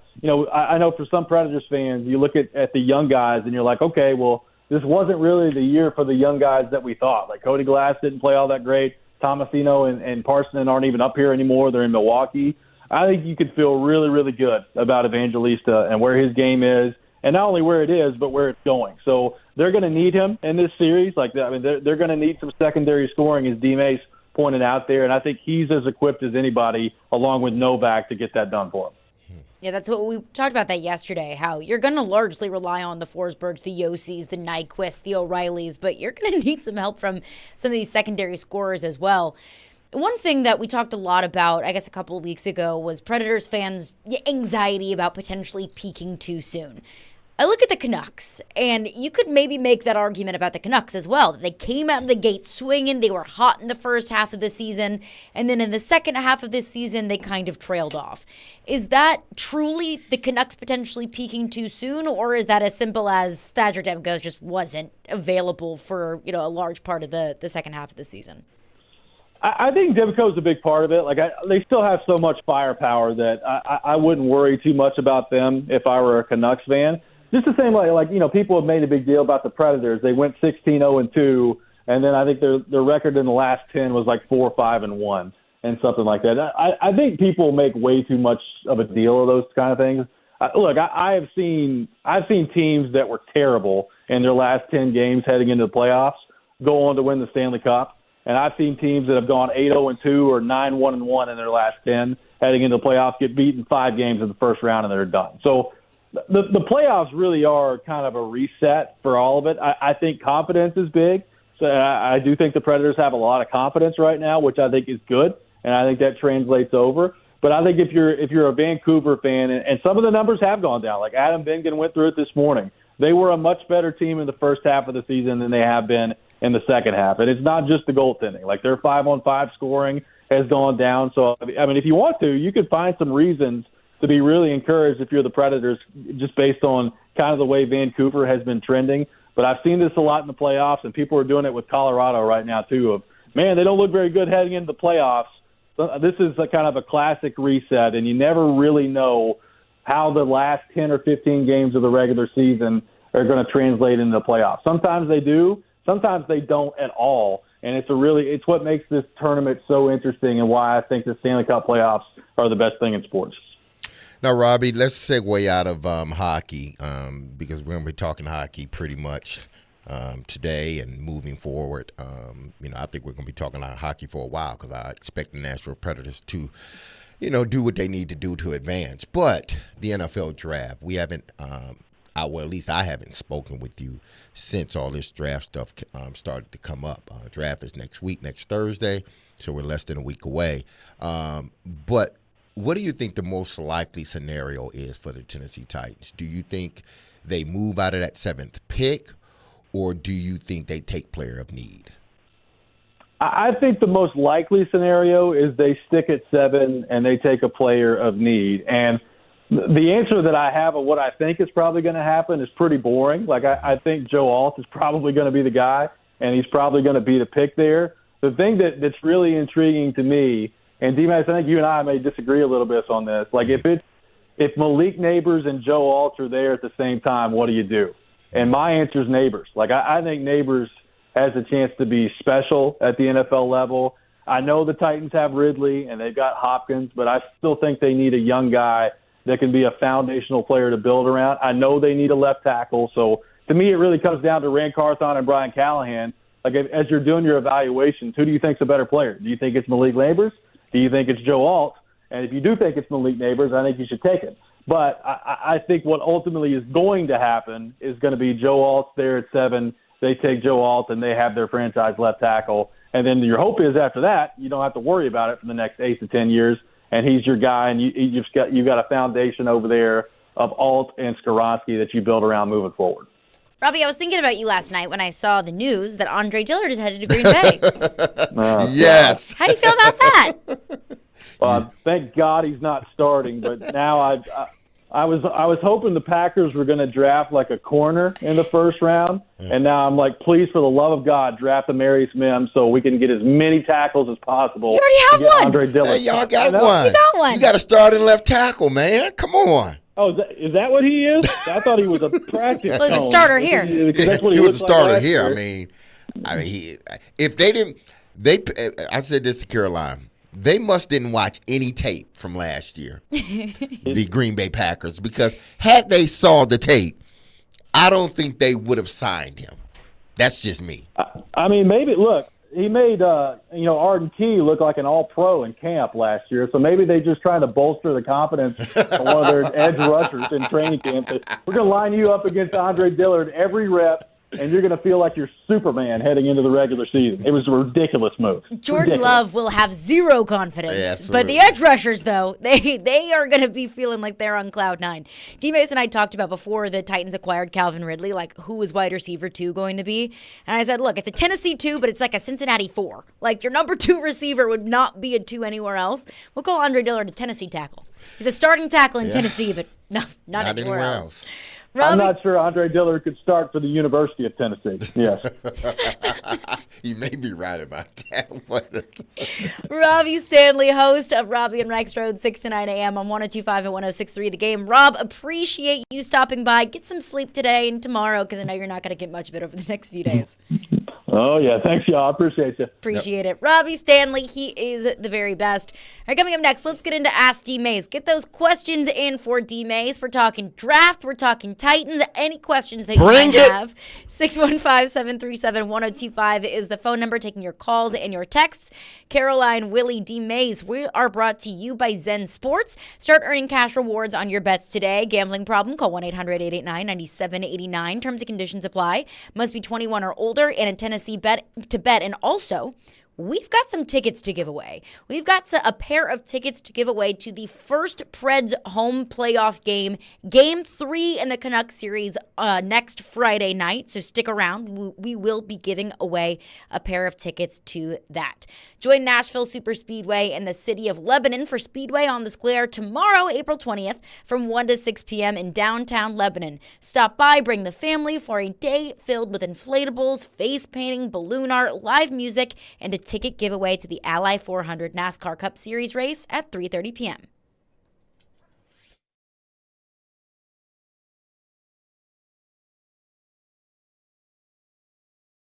Let's talk Lee Company, big sponsor of our Nashville Predators coverage, waiting and seeing when game times and dates are announced for the Predators Canucks series. A lot of rumblings that it will start on Sunday in Vancouver, but let's wait and see on that. And whenever it is, Lee Company is going to be ready to go, helping our coverage here on 102.5 The Game. Max Hurst, Pete Weber, Hal Gill, and the whole crew, Jay Moore included. Lee Company also has you covered with all of the ways that they protect your home. If you haven't had your air conditioning unit checked, you've probably been running it the last couple of days. If you've noticed that it's not really efficient, then call right now, 615-567-1000. Before it becomes a crisis and before that hot weather hits you every day, call Lee Company and they'll come out and repair it for you. And while you're at it, start the year-round protection of the home maintenance plan offered by Lee Company, where they're going to check your air conditioning, heating, plumbing, and electric all year round. They'll give you the checkups annually. You'll pay a small monthly fee, but in exchange for that, you get discounts when repairs need to be made. 615-567-1000 or leecompany.com.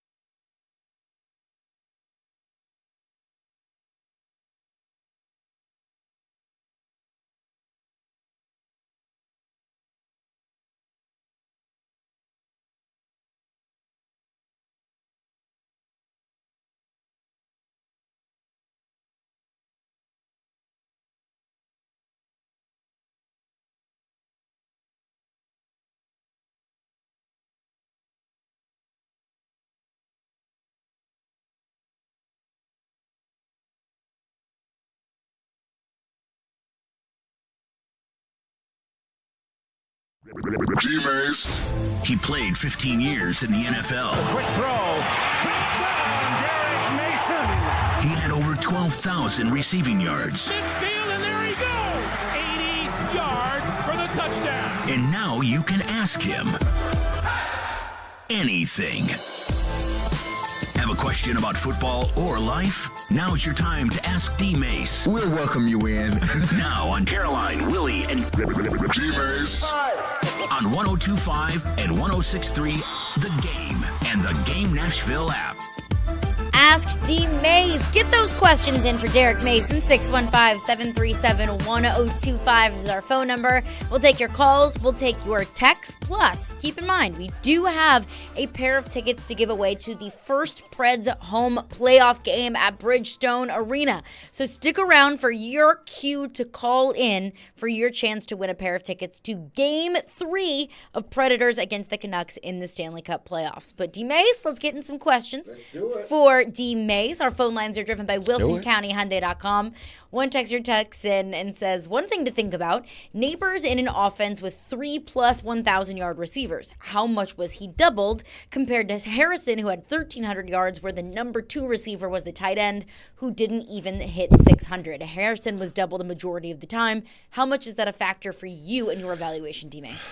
I mean, the factor is how well did you beat the double team? How many times were you able to split the double team, or how many times you were able to find that hole in the zone? Because double teaming an individual doesn't mean you still can't get the football. Depending on what route combinations are there, actually you may end up still getting open. So did double teams frustrate you? Did it seem like it was getting to you during the game? So you don't hold that against anyone, but you do see how do they figure it out. You know, if they're being double teamed throughout the game, how do they figure it out along with the offensive coordinator? Are you still in tune with the game even though you're being double covered? Because times, especially young wide receivers, when they're doubled, like pretty much they can tend to float, because in their minds, I'm getting doubled, I'm not getting the ball, somebody else is getting open. So you may end up floating through, some routes or whatnot. I want to see if he allowed that to happen, or whoever was double allowed that to happen. And in this answer, it was Marvin Harrison Jr. So if I'm looking at it, how well did you beat the double coverage? Were you able to find the holes within the zone of the double coverage? Because they're not bringing 2 guys down to basically cover. What they do is underneath coverage and over the top coverage. They slice it. If you're running a shallow cross, they may, the other guy, the other safety may, cut down and take away that. How do you navigate when you know there's double coverage? Can you read the double coverage? That's a big component too, because if you are double covered, you can read it. You can find holes in the zone. So how well did you, how well did you navigate through the double team? And look, it's true. Yeah. You can see it on paper that there were a lot more offensive weapons that defenses had to pay attention to at LSU than they did at Ohio State. I mean, it wasn't just the 2 receivers in Brian Thomas and Malik Neighbors. It's also the quarterback that could escape anything. So, yes, that's true. The defenses were forced to spread out more against LSU, but I think beyond just the defenses and beyond just the numbers that you might see in a box score, just look at the tools. Look at the skills between Marvin Harrison Jr. and Malik Neighbors. Not just Marvin Harrison had X number of yards against double coverage versus Malik Neighbors, who had X number of yards against single coverage. It's more so the speed. Look at the hands. Look at the ability to change directions. Look at the ability to run routes. Those things are all, I think, more part of the story as well. Yeah, there are a lot of factors involved when you're trying to, evaluate these receivers, because, in today's football, everything is pass-centric. It's just like everything you do is pass-centric. So, sometimes a guy putting up a lot of numbers is just a guy putting up a lot of numbers. That's just what it is. It's not that this guy is a dominant player. He's just benefiting from the rules and the way the game is played now. Whereas, you look at a Harrison or a Neighbors. Let's just look at those two guys, because I think there were times where not JJ McCarthy, I was looking at the thing, where Roma Dunze did sort of disappear, but it wasn't like he disappeared because he wasn't in tune with the game. He disappeared because the defense totally took him out. Mm-hmm. Like against Texas. Exactly, against Texas. But the good part about that for them is they had other pass catchers. Ohio State didn't have other pass catchers. Their second best receiver, he was hurt majority of the season. I don't think he played some, but he was hurt majority of the season. Yeah. So it was just Marvin Harrison Jr. And he still was able, especially against Michigan. Who else did they play? Alabama. What did they play out? No, it was Michigan. Yeah. And it was like 3 other teams where his numbers were high. To be fair, it was basically just Michigan.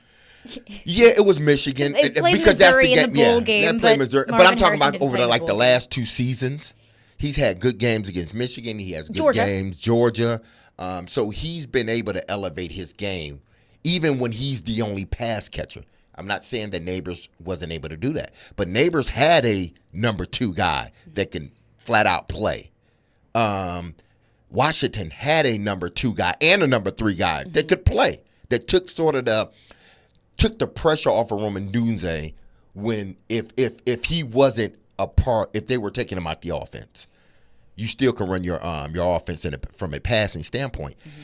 It was hard for Ohio State when they tried to take Harrison out, or when they took him out early. Their offense wasn't the same. Their offense fluttered a lot when he wasn't a part of it. Especially when they didn't have a quarterback like exactly. C.J. Stroud. Absolutely. Mark Texan says, so the Predators have a lot of days off. Do veterans, as opposed to younger guys, typically do better with more days off, or is it more of a case-by-case basis? I think it's a case-by-case basis. I think because, okay, there's 2 differences. In young guys, there's a young guy, first-year guy. Then there's a young guy that's like been in the league 3 or 4 years, but still haven't had any playoff experience. That's still a young guy. He's been in the league some years. He understands the league, but he's still young in regards to playoff hockey. Veteran guys, it helps a lot in regards to your rest. Because these guys understand that there's another gear that they need to kick into. Mm-hmm. And they use that in this situation, the Predators this week. They've used this week to rejuvenate, to lock in, as my son says. Dad, I'm locked in right now. And he's usually studying or watching the Lakers when he says he's locked in. The 2 most important things. Exactly, 2 most important things. Not mom and dad, but the Lakers Lakers and homework, yes. So you know how to lock in as a veteran player. You know that the playoffs is something totally different than the regular season. Young guys would rest. They get a little antsy. They just they're hyped, especially if this is their first playoff. They're hyped. They're excited. They want to play now. And the older guys are like, just calm down. You know, that comes with experience. Just calm down. It's coming. Don't rush it. The first game is coming. Just calm down, locked in. Use this time to rest mentally as well as physically. And veteran guys that have been through this understands that. Eric is on the line with a question for D-Mase. Our guy, Eric. What's up, Eric? Appreciate you for calling in. Hey, and I've got a dad joke first. Go ahead. You may or may not like this. So what did the surgeon say to the patient who wanted to close his own incision? I do not know. Suture self. Oh. You've redeemed yourself from last week, Yeah, Eric. last week, Eric, one. last week wasn't that good. You wasn't at the top of your game last week. You're back. You're back there. Okay, D-Mase, I do have a question for you, but this is kind of related to this question. Did you hear about what happened to, I guess it was on the conference call, Trent Baalke, the GM of the Jacksonville Jaguars? Did you hear what happened? I can't say that I did or have. Well, he was on a conference call, and let's just say I heard a clip of it. He, in the middle of it, cut the cheese. I did hear this. Hey, when you got to cut the cheese, you got to cut the cheese, brother. Yeah, but my question kind of related to that is, were you ever involved in a situation where you were in a public forum or whatever it was and something embarrassing happened? Maybe not to that level, but just something embarrassing happened. That's why I'm kind of bringing it up. Guys, y'all take care and have a great weekend. Thank you for your call, Eric. Thank you, Eric. Gosh, embarrassing. Have I ever been involved something embarrassing? And I don't think I have. I could have been. I mean, I don't think I have. I guess when your kids are little and, I'm not going to say which one of my kids, but when you're with your kids and they, cut the cheese and everybody smell it and you're like, what? It's like, and then they tell you after the fact, yeah, I did it. It was me. It was me. So I guess something like that. But other than that, no, I haven't. I guess I don't embarrass easy. Now I embarrass my kids easy, but I don't get embarrassed easy, I don't think. Unless you're like talking about me in a sense of, I remember when that I do get embarrassed sometimes when people come up to me and, oh, we love you here and you just don't know how, it's gratifying, it's humbling, but it also is embarrassing too because it's like I don't know what to say. Like thank you. Like what do I do? Like Will Ferrell, what do I do to my hands? Or Vrabel saying, Mason, what are you doing with your hands, man? Joe, what are you doing with your hands? Put your hands down. That would live forever. I do feel like in the age of social media, if anything just slightly out of the ordinary or weird or awkward or embarrassing happens, boom, it's viral. Oh, absolutely. Absolutely. And then it lives forever. They're going to always be able to go back to that clip and pull it back up. But no, I have not gotten embarrassed. I guess one thing that sort of was embarrassing a little bit. It was, but it wasn't. I guess it's more embarrassing now than it was then, the whole Bill Belichick, he and I back and forth. Now that I watch it, it's embarrassing because it's like, man, was I really like, I didn't even realize I did it at the time. I didn't realize that clip was out until like years later. And then you watch it, it's like, oh, man, ooh. Like, okay. Sorry, Bill. Yeah, sorry. I wasn't talking to you, but sorry. All right, right back into your questions for D-Mase coming up next. Also, we do have a pair of tickets to give away to the first Predators home playoff game, so stick around for your opportunity to win those. This week's Nashville's best deal is Prince's Hot Chicken, the original and iconic hot chicken joint. Get half off a $25 gift card right now while supplies last at thegamenashville.com/deals. Gift card is only good for the Tanger outlets in Antioch and inside Assembly Food Hall in downtown Nashville.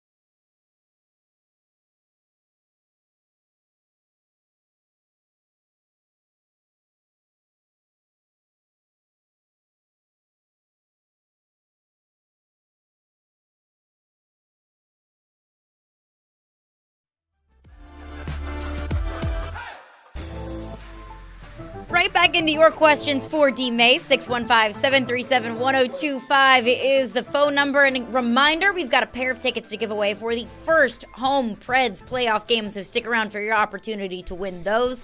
Right back into your phones. Greg's on the line with a question for D-Mase. Go ahead, Greg. Hey, D-Mase, let me ask you real quick. Was Les Steckel y'all's coordinator or passing game coordinator when you were playing? Yeah, Les. The 99 season? Les was the coordinator, the Super Bowl year. Yep, he was. Well, I was going to say, if he would have been smart, he'd have had you on that slant, to you, and you would have scored. I always give you props, D-Mase. And Caroline, D-Mase was a baller back in the day. 5 seasons, you could do it. But I like Caroline's guy. I always kind of the banner for Neighbors. Mm-hmm. I like him because one thing he did, I know at LSU. You heard the comparisons with Mr. Harrison, who's a great player, to Larry Fitzgerald. Larry Fitzgerald was a Hall of Fame player. But I think in Neighbors, you got a potentially a Justin Jefferson, Jamar Chase type of player. If you got that combination, and then you got the receivers they picked up, I mean, I think you struck gold there. Even if the tackle is there, I think you got to go for the playmaker. You can find the tackle. I know I'm just saying that, but you don't have to necessarily take him first. Like I said, we'll see what Mr. Harbaugh does. But y'all guys doing a great job. D-Mase, if they'd have got you in there, man, they would have won that Super Bowl. Because y'all would have went for 2 and they got the ball to you, or Steve would have run it in. Appreciate you guys. Greg, appreciate your call. Thank you. Thank you, Greg. I do appreciate that. But listen, Kevin Dyson was a hell of a player before his injury.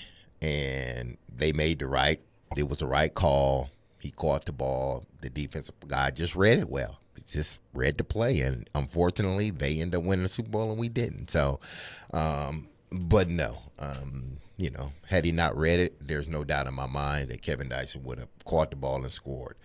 But I appreciate all of the love.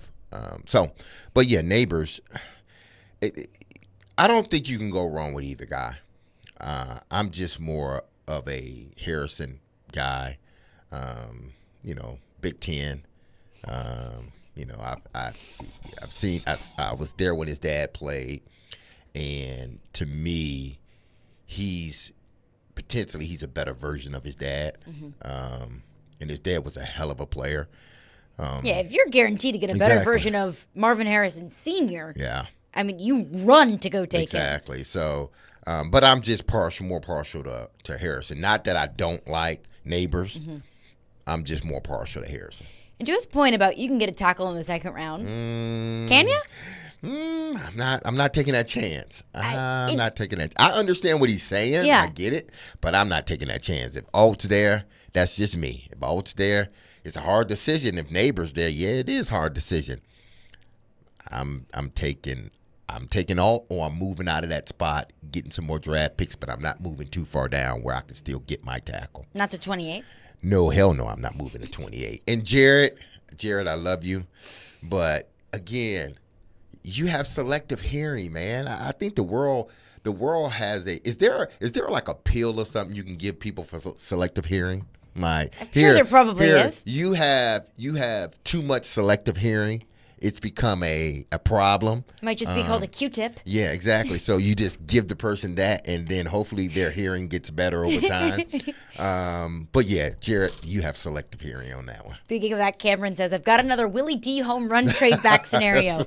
Hour number 7 for Mr. Irrelevant and another 6th rounder. But if that Mr. Irrelevant turns out to be Brock Purdy, that's not too bad of a deal. I'll take it. Not too bad of a deal. Kyle texts in with a question for D-Mase. Says, when going into the playoffs, do you change your mindset or keep what's worked for the majority of the season?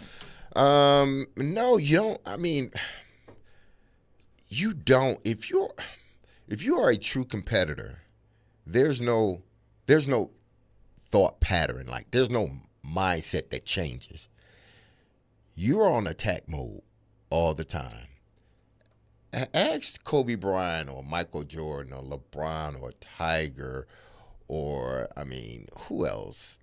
Throw out anybody else, like these great individuals, great player, Brady. Ask them. It doesn't change. Like, they are on attack mode all the time. They are thinking of greatness all the time. Just because the playoff start doesn't mean, okay, now I got to shift to now I got to think. No, these guys that are these uber competitors, their mindset doesn't change. It's like my mindset is to win and to dominate. Now, how we go about it may be different in the playoffs, but make no mistake, I want to be flawless during the season, and I want to be flawless during the playoffs. You know, what changes is win by all means necessary now. Now it's just win. If I don't have a good game, but we still win, great. We got to find a way to win. Find ways to win. Do the little things that are going to separate you from the next team. But as far as me and my mindset going into the playoff, it's the same. I'm on attack mode. I want to win. That should never change. That should always be, at the front of your mind. Like, how do I dominate each game? How do I get better each game? It's not, okay, the playoffs start, now I need to ramp. No, you ramp it up. It's hard to then ramp it up. You know what I'm saying? If you've been playing at a level of 1, it's hard when the playoffs start to ramp it up to a level 5. No, you got to always be at a level 5 in this sport. You have to. Fair. Yeah. Fair. Matthew in Nashville texts in, says, excluding the Titans, what are some teams under the most pressure to nail the draft next week? Wow. I think the Giants have to. I think the Chargers need to, because they don't, look at their receiver room. They don't have, and they got a new coach. They need to hit on this year's draft. Not to say they need to go to the Super Bowl or, be the best team in the NFL. No, they need to hit on their draft because they have holes to fill. They have a team to build the way he wants to build it, meaning Jim Harbaugh. And they've got a lot of expiring contracts on that team after this season. I think it's critical for them. I think it's going to always be critical for Dallas. It's just Dallas, they're Dallas. So every year they got to make sure they do it the right way, because it seems like no matter what, Dallas ends up faltering at the end of the season. And somewhere. they always kill it in the draft. Exactly. It's like, but they never materialized into championships with them. So Titans, Giants, Cowboys. I'll throw out another one. Who? The Patriots. Yeah, Patriots. They have a barren roster. Yeah, and they have to now. This team, I look at this team, and they got to remove themselves from the Bill Belichick era and the Tom Brady era. They have to separate themselves from that era, because, and when I mean separate, I mean they got to start winning in their own way. We know why New England won all those years. Tom Brady. You don't have Tom Brady now. You got to separate yourself from those teams, because if you don't, you're going to always be compared to them. So separation means you need to build this roster up and start winning so that they're not constantly comparing you, because if they're constantly comparing you to those teams, that means your coach is not doing a good enough job at winning games. And it's going to be this revolving door. If you solidify your roster, get the quarterback, then you will start to remove yourself from the old Patriots dynasty. But right now you're still in that all of it's still mixed together. And unfortunately for Gerard Mayo, unfortunately for the young rookie quarterback that they may or may not draft in this upcoming draft, they will constantly be compared to that Patriots dynasty until they start winning on their own. And with this Patriots team right now, I don't see them winning very many games. I don't see them winning many games. And then Chicago, I think Chicago has to get this right. I know that we know they're drafting Caleb Williams, but they still have to get this draft right, because they've messed up the last couple. You look at the quarterback; they messed him up. So much so they had to come back and draft another quarterback. 2-3 years later? So it wasn't a home run hit with the last quarterback. You need to get this one right, because if you don't, you're going to find yourself in this carousel of just constantly drafting quarterbacks every 2 or 3 years. You're drafting a new quarterback. So y'all need to get this right this time with this coaching staff and this GM for the Chicago Bears. When you got two top 10 picks in the first round, and you've got a quarterback as highly coveted and as highly touted as Caleb Williams, you cannot afford to screw that one up. No, you need to pull a Houston Texan. That's what you need to pull in this draft. Elliot Friedman, 32 Thoughts Podcast and Sportsnet, will join us coming up next. We'll talk Preds and Canucks in the first round of the Stanley Cup playoffs. Score big this spring with Lee Company and the Nashville Predators in the 10K Power Play giveaway. Enter for a chance to win a Kohler home generator or $10,000 toward Lee Company Home Services.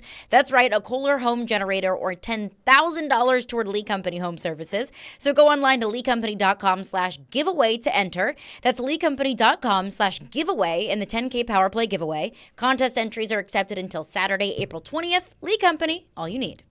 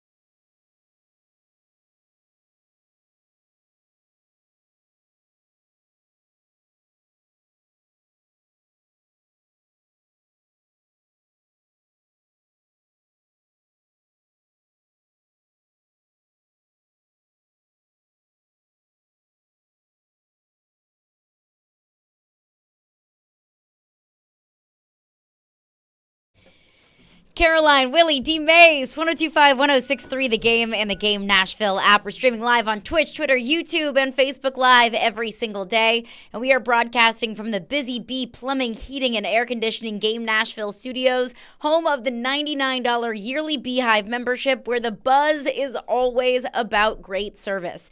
We are just 2 days away, now that we officially finally know the Stanley Cup playoff schedule, just 2 days away from the Nashville Predators taking on the Vancouver Canucks in Game 1 of the first round of the Stanley Cup playoffs. And joining us now to break it all down is our friend Elliot Friedman, 32 Thoughts Podcast and Sportsnet. Elliot, appreciate you for stopping by. Just overall first impressions of this Nashville-Vancouver matchup.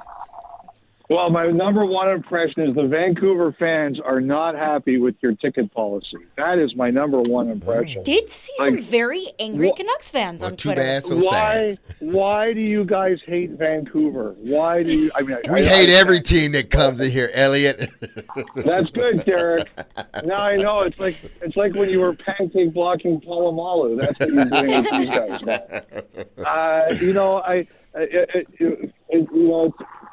I think it's like the Vancouver fans, as you're finding out, they are like when it comes to their internet social media fan base, they're a little crazy. I've had my battles with them before. Mm-hmm. There are sometimes they really like me, and there are sometimes they really hate me, and and there's no in between. Like there's no gray. It's either black or white. They really hate you or they really like you. So I laughed at when I saw someone sent me some of those tweets, and I was laughing my head off at that. Look, I think this. I think that you guys have a real challenge. It's not that you're not up to it. I wouldn't say that for a second. But I think you have a challenge. That's a team that had a really good year. Their number one goalie was hurt the last couple months of the season, and they were very smart with him. They made him sit probably longer than he needed to. And, he's one of the few guys in the league that can look eye to eye with Saros and say, I'm his equal. Thatcher Demko is on the same level as Saros as a goalie. So that's one thing. I think, like a lot of teams, I think they've got some banged up players, but you just have to deal with it at this time of the year. They play with a really fast pace, and they've gone down at center. They've made some moves, and the way they're lined up at center right now, they are very deep. Now, and also they've got one of the few defensemen who can look Roman Josi in the eye and say, I'm on the same level as you. As a matter of fact, I'm filling out my awards ballot today, and Hughes and Josi are in the top two spots. So, they're one of the few teams that can look at Saros and say, we've got an equal. They're one of the few guys who can look at Josi and say, we've got an equal. And Ryan O'Reilly, I think, is going to be a hugely important player for you guys over the next 2 weeks. But they're one of the few teams that say, we have a few different guys that we would be okay with if they got matched up with Ryan O'Reilly. So I don't think it's impossible by any stretch of the imagination. But I think Vancouver is one of the few teams that you could look at your strength in Nashville, and they can say, we can deal with that. All great points and all things that I'd like to go into a little bit more depth on. But first, I want to touch on your initial point of just the craziness and the mania of the fan base. I think a lot of our listeners in this area can relate to a certain extent. But one thing that Barry Trotz said on our station a couple weeks ago was that one thing in the Predators' corner is that they just don't have the pressure. They don't have the pressure that maybe some other playoff teams might have. You know, the Stars or the Rangers having so much pressure of having a veteran team and being so good in the regular season. And Vancouver, just being in a Canadian market, there is so much pressure. You're in it. You live it. You breathe it. You see it in your Twitter mentions every single day. Just how much pressure is there on the Canucks from that fan base and the Vancouver market? Boy, that's an old school playbook that Barry Trotz is reading from. That's very, very smart on his part. I shouldn't be surprised, but it's a very, very smart move by Trotz. I think that's real. I do think that's real. I would say a couple things about that. Number one, I also do think on some level the Canucks are playing with a bit of house money. in the sense that they weren't expected to be this good this year. As a matter of fact, I don't think anybody thought that they would be a team that would be winning the Pacific Division and have a chance to win the Western Conference. So I think there's a little bit of, wow, like we are where we're not supposed to be and we're happy with that. Of course, Carolyn, up in Canada and particularly in Vancouver, that can dissipate very quickly. And like, for example, if you guys go into Vancouver and win game one, there's definitely going to be a lot of, oh my God, we're doomed. This is a disaster. Like there's definitely going to be some of that. And the more pressure you put on them in this series, they'll be it. But, the one thing I would say about this is there's some guys on that team that have kind of been through the social media meat grinder there. JT Miller, Pedersen, definitely Brock Besser, and Connor Garland. Like, these are good players on their team, and they've come out of it better players. Like, they handled it. So I do think they have the mentality to handle it, but it doesn't mean it's not going to be there. Elliot, do you think, we're talking with Elliot Friedman, 32 Thoughts Podcast, discussing the Nashville Predators and the Vancouver Canucks opening round series starting Sunday. Yeah, starting Sunday. So late one. Yep. It's a late game. Oh, my goodness. I Hey, need to Derek, give me a nap. Initially, it was Tuesday, and both teams complained. Yeah, so now they got it Monday, a late nighter, at least for us anyway. Is it just easy? Is it just as easy to say, hey, listen, this game boils down to the two goalies. If they play well, whoever plays well, then that's the team that's going to win. Or is it more than that when it comes to these two teams? Well, I mean, Derek, I think the base answer is the goaltending is your number one thing. Mm-hmm. In a 7-game series, if you don't have goaltending, you're not going to win. They're and there are teams that believe you don't need to pay the most for a goalie, and we pay goalies too much. But I believe this: there's a tier of about 5 or 6 guys that are better than everybody else, and if you've got them, you do what you can to keep them. And this series features 2 of those guys. I think that Saros is on an elite tier, and I think that Demko is on an elite tier as well. And so, look, if you don't have goaltending at this time of the year, you're doomed. Nothing can overcome that. I think that to win in this league, you've got to have goaltending, number one. You've got to have a good mobile defense, number 2. You've got to be strong down the middle. You've got to have elite talent, and you've got to have depth. But you can have a good mobile defense. You can be strong down the middle. You can have elite talent, and you can have depth. But if your goaltender picks a week that he's suddenly off his game or isn't very good, you're screwed. So goaltending is number one above everything. Now, when you look at these series, Elliot, is this Vancouver Nashville series probably the best first-round matchup, considering where Vancouver was at the beginning of the season, how they beat up on the Predators at the beginning of the season, looking at what the Predators did toward the latter part of the season, and now you have two teams. Basically, we played each other, but really we didn't, because we're a different team than what we were when we played y'all, and y'all are a different team than what y'all were. So is this ultimately, it may turn out to be the best first-round matchup? I would say, Derek, your point is 100% correct that what happened in the regular season between these two teams doesn't matter very much because, as you said, they are different. I also remember this. In the NHL, in the 82-game regular season, you have games where teams aren't at their best. Mm-hmm. Maybe it's because they're playing their third game in 4 days. Maybe it's a long road trip. Maybe it's a back-to-back, whatever the case. Maybe it's because Vancouver and Nashville aren't natural rivals and the teams don't get up for it. Like, say, the Predators would get up to play Dallas or St. Louis or somebody like that. The playoffs are very different. It's one team, 7 games, and also you drill down and you say, look, this is the thing the other team does really well, or a player on their team who's really good, and we are not letting that beat us. if we are losing this series, we're not letting X player beat us, or we're not letting X play or what they do beat us. And it's very different. You can talk to a lot of good young players who, when they first play a playoff series and they realize, holy smokes, like, I'm the guy they're building their entire defense around, it's very, very different. Best first-round series, Derek, that may be a bit much. That Florida-Tampa Bay series is going to be ridiculous. That Vegas-Dallas series is going to be ridiculous. That Winnipeg-Colorado series is going to be ridiculous. But it's a good one. And, Derek, you gotta take that afternoon siesta, and you'll be fine to stay up till 8 o'clock at night. Yeah, man. When you reach 50, I think you got to take a nap when you get those late games. That's true. Yeah. Even for me, I'm like 9 o'clock.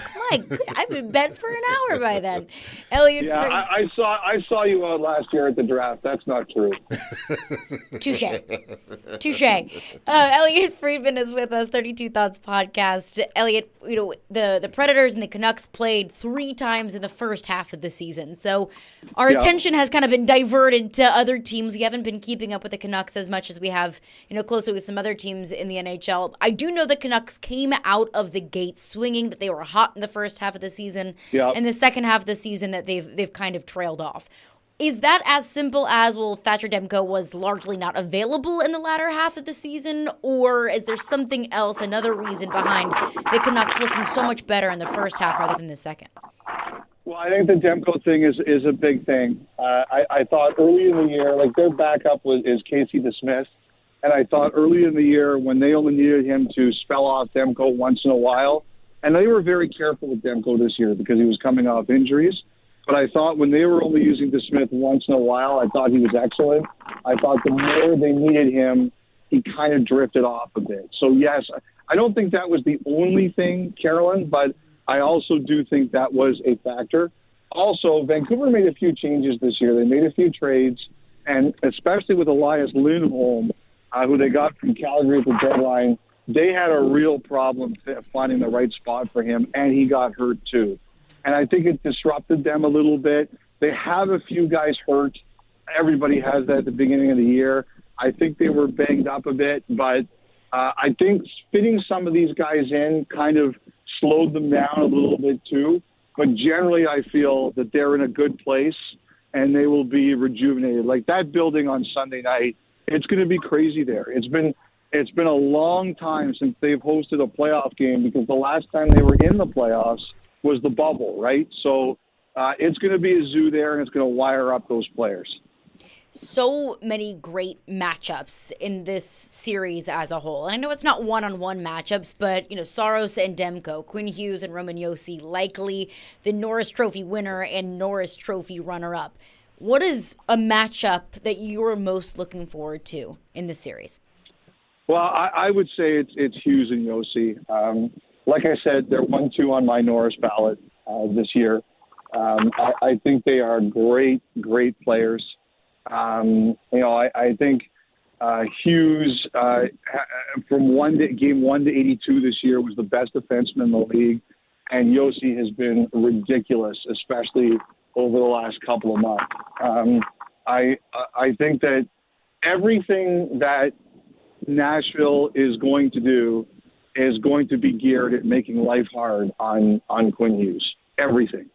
You know that Andrew Burnett is sitting there saying, we have to make him pay a physical price. And that's easier said than done. He's slippery. He's elusive. He's got elite hockey IQ. But that doesn't mean you're still not going to try.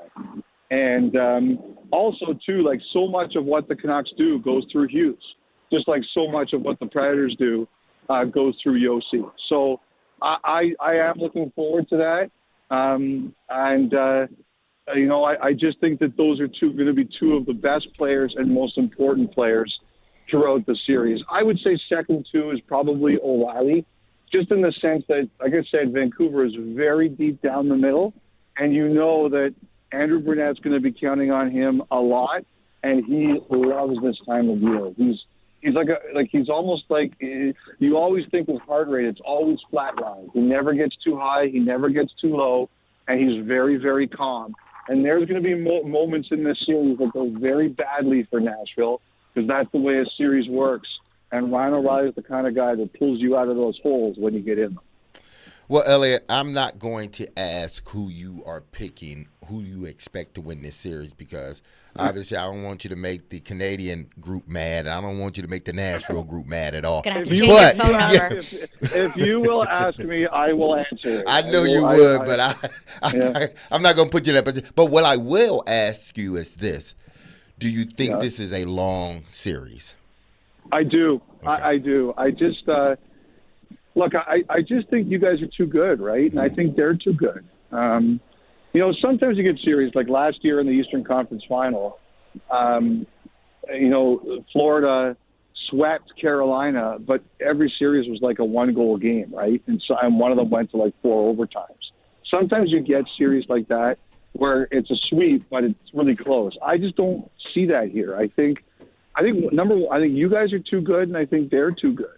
And I just think there's guys here that are going to take over games. Like the way I look at this is Saros is going to win you guys a game you do not deserve to win. Mm-hmm. Demko is going to win them a game that they do not deserve to win. I absolutely believe that. I think Yossi has a game where he puts you on your shoulders and you win. And I think that 1 or 2 Vancouver guys, whether it's Pettersson, whether it's Hughes, whether it's Miller, 1 or 2 of those guys are going to put their team on their shoulders in a game, and they're going to win. So right now we're already at 2-2, maybe 3-2 Vancouver. We're already at 6 games. That's the way I look at this series. And from there, it's going to be who wins the battles and who just refuses to lose, and who gets one lucky break that maybe turns the series. I will ask you, Elliot. I will put you on the hot seat. Who do you think wins this series? Yeah, I would pick Vancouver. I would. I just think they're deeper. But like I said, it's not the. I'm not putting like my next mortgage down on it or anything like that. They've just been a great team, 1-82, and I really like what they did to rest their goalie. I think they are a little deeper than you guys are, and I think that matters. But if in 2 weeks we're talking and Nashville's won the series, I wouldn't think it would be an enormous upset. Elliot's protecting his Twitter mentions and his Twitter DMs. Yeah, I don't want the Twitter folks to come after you, Elliot. I got to tell you, no matter what I say, this is the way the world we live in now. No matter what you say, someone's going to hate it. Yeah. So just do what you do and deal with the fallout. Welcome to the world of social media. Exactly. Elliot Friedman. Elliot, you are the best. Appreciate you for stopping by, and we'll catch up with you next week, hopefully, with some good news from the first 2 games of the series. I'm good now. I'm back on the Thursday schedule, so we'll do it next week. Awesome. Right, perfect. Sounds great. Appreciate you, Elliot. Have a good weekend.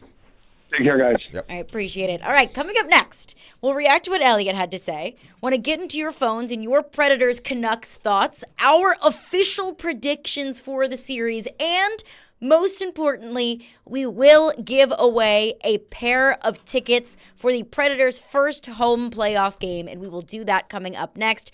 Caroline, Willy, D-Mase, we are brought to you by Zen Sports. Start earning cash rewards on your bets today. Gambling problem? Call 1-800-889-9789. Terms and conditions apply. Must be 21 or older and in Tennessee to bet. Plus, tune into 94.9 The Fan today as the Nashville Sounds take on the Omaha Storm Chasers at First Horizon Park.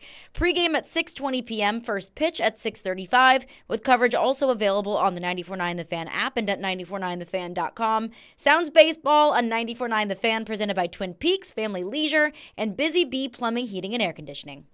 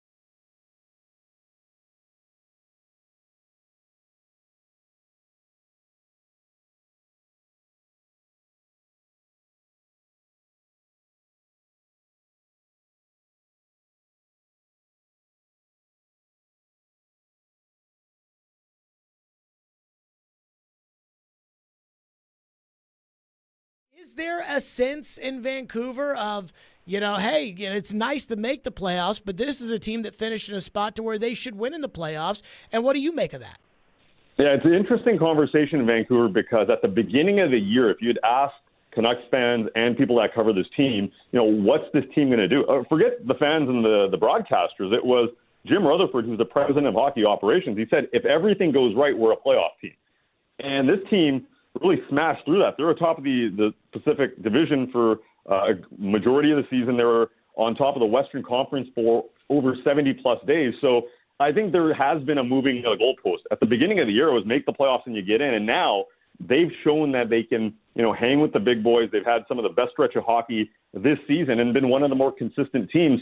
There is an expectation, of course, anytime you play for a Canadian team, that you're going to win, that there's this, this curse of not winning a Stanley Cup that goes back to 1993 with the Montreal Canadiens. Rick Tocchet mentioned that yesterday to say that's an added pressure. But when you're on that ice, when you're already in the playoffs and you're feeling that pressure of the playoffs, that's something that, the pressure is going to be there regardless. But there is a changing of expectations in Vancouver to say, okay, we're just happy to be here. Maybe if you would have thought about that in October, it was a very, great situation if you just make the playoffs. Now, this team has essentially shown that they can do more, and that's why Jim Rutherford and Patrick Allvin went after Elias Lindholm. That's why they picked up Nikita Zadorov. That's why they added to this roster during the season where, some of the star players, the depth players on this team did show that they're potentially capable of more. So is there pressure? Yeah, holding a Canadian passport and playing hockey in this country, there's added pressure. But on top of that, I should mention, guys, the majority of this team is U.S.-born players. So even though it's a team in Canada, this is a very American team.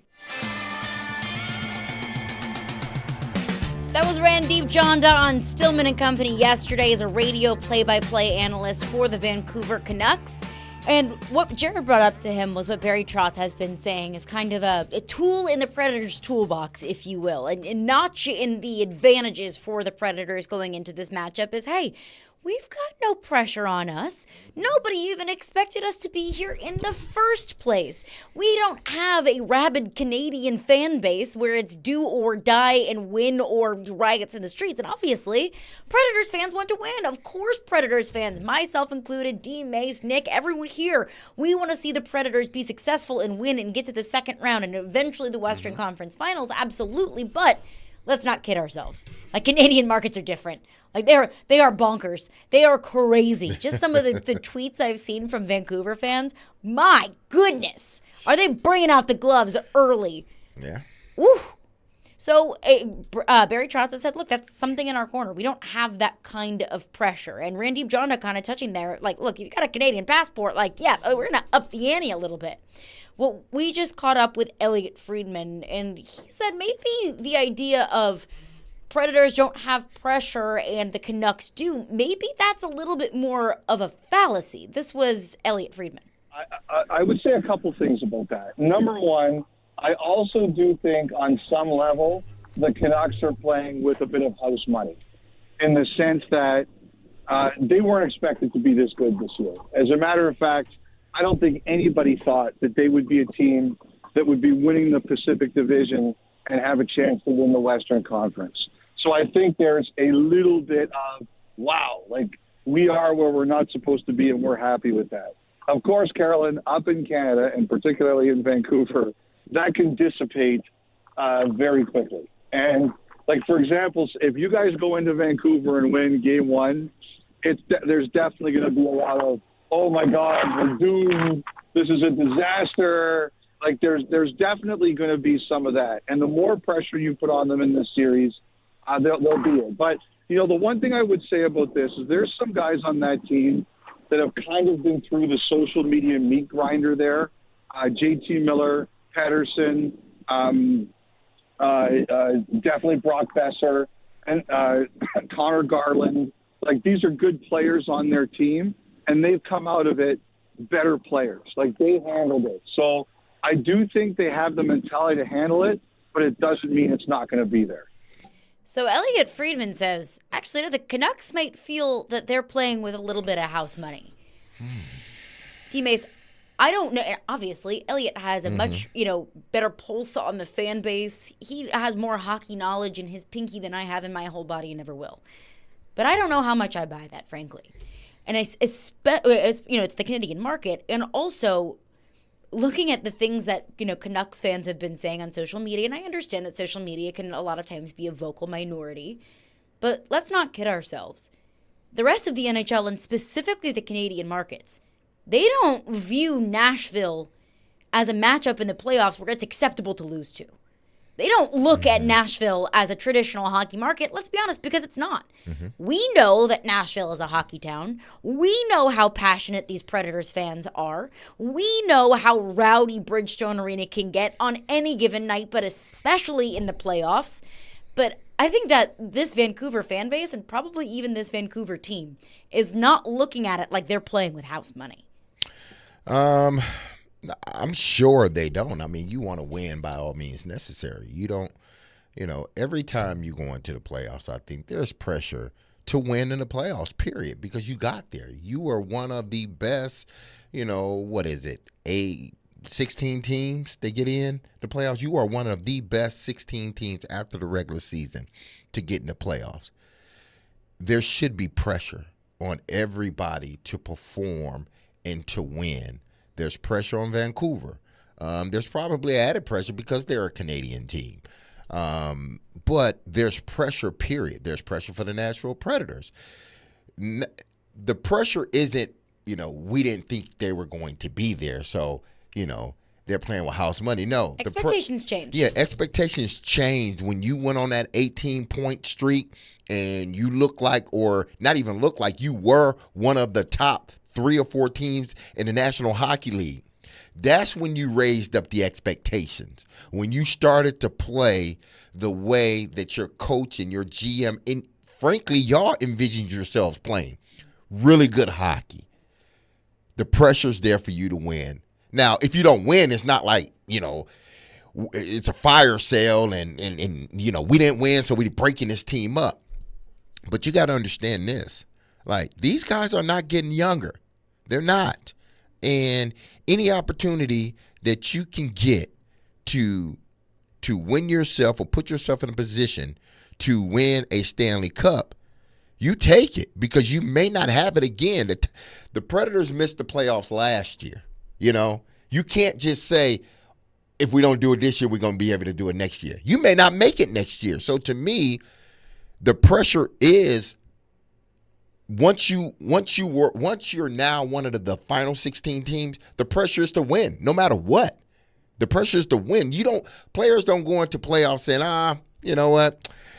Didn't nobody expect us to be here, so we lose, so be it. We lose. No, their thing is now we need to win games moving forward, because we all have this goal in common, and that goal is to win the Stanley Cup. I don't care how we got in the playoffs. I don't care where we started at the beginning of the season. We're here now. The expectations is to win a Stanley Cup. The expectation isn't to go into Vancouver and play an okay game and stick with them and make it look good and maybe lose 3-2 or maybe lose the series 4-3 or 4-2.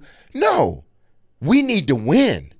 So to me, there is pressure on the Nashville Predators. These guys are getting old. Philip Forsberg isn't getting any younger.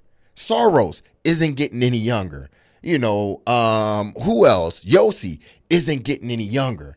But these guys that they brought in that already won championships, they're old. They're not getting any younger. You feel you have a special team. They've said this. This team is special. They're close-knit. This is a team. The pressure is to win with this group you have, because next year's group won't look the same. So you win now. And with that being said, if the Predators lose a very tightly contested 7-game series and it just comes down to, a razor's edge of a difference, I think you can step away and you can say, I can live with that. Oh, yeah. You can, as a fan base, you can live with it. As a player, I still can't live with it. As a player, I expect to win. If we lose 4-3, that's not like a moral victory. We lost. We got our ass kicked. We didn't win. We got to do better next season. Yep. But no, our goal was to go in and win this series and then ultimately win the next series and find ourselves in the Stanley Cup. Obviously, they can't think that far right now, but that is the goal. Anybody that says that's not the goal, regardless of where people predicted you to be or not, once you're in, your goal is to win the Stanley Cup. Anything short of that is a disappointment to me. That's just me. Because once you get in, it's hard to get in the playoffs every year. Yeah. So take advantage of it while you're there. And with that being said, that's what makes these first two games so critical. Because we've got a bunch of texts in the text line talking about stealing game one. And, that would be great. Yeah. But I said just steal a game in Vancouver. Yeah, just get one in Vancouver. I don't care if it's this one, the second one, the fifth one. The fifth one. I don't care which one it is. Just steal one. Because imagine the confidence of that team walking into Bridgestone Arena with the series tied.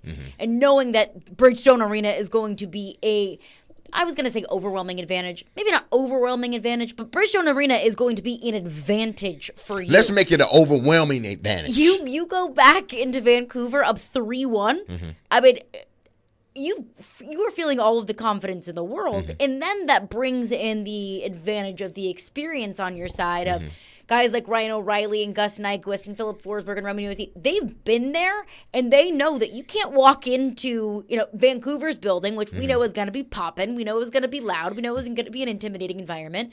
They know that you can't take your foot off the gas just because you're up 3-1. And that is an advantage of being there and doing it before and being through the gauntlet of the Stanley Cup playoffs versus maybe less playoff experience where the Canucks have, whereas if the roles were reversed, let's say they were up 3-1, maybe they're feeling that they can kick their feet up a little bit, which we know you cannot do that in this league, but you cannot do that in the playoffs.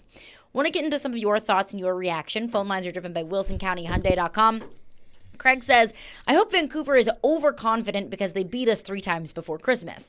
That will mean that we steal game 1 in Vancouver, which is exactly what we need. I will say this. Rick Tocchet is a very good coach. I do not think that Rick Tocchet would allow his team to feel some type of way about the Nashville Predators because of how they played last calendar year. Rick Tocchet knows that this is a very different Predators team than when they saw them in October and December. Absolutely. He's probably even, going over and beyond to express to his team, this isn't the same Nashville team we played and we beat 3 times. This is not the same team, so don't even think about that team. Don't even think about us playing that team. We're not playing that team. We're playing a much better team. We're playing a team that, frankly, has been one of the top 4 or 5 teams in the National Hockey League over the last 2.5, 3 months. I guarantee he's drilling that in their head because he doesn't want them to think about the games that they won because that Nashville Predator team isn't the same. Y'all are not the same team. He's harping on, look at what they did in this 1.5, 2-month span. This is the team that we're walking. This is the team that's walking into our building. It ain't the team we played at the beginning of the season. D-Mase, it's time. Let's do it. We got some tickets to give away. Yes. We got a pair of tickets to give away to the first Predators home playoff game at Bridgestone Arena against the Vancouver Canucks next Friday evening. So be the first person to call in. Do not text in. You will not win. First person to call in with the correct answer to this trivia question, and you are going to see the Nashville Predators in Game 3 against the Vancouver Canucks. So the trivia question is, the last time the Predators saw the Canucks in the playoffs was in 2011. The Predators fell to the Canucks in 6 games in the Western Conference semifinals. In Game 6, the Predators lost to the Canucks 2-1. Who was the one Predator to score in Game 6 in 2011 against the Vancouver Canucks? Be the first person with that correct answer, and you're going to see the Predators in Game 1 at Bridgestone Arena, Game 3 of the series. Good luck with that. We'll take it to the bank coming up next. Caroline, Willy, D-Mase, 102.5, 106.3 The Game.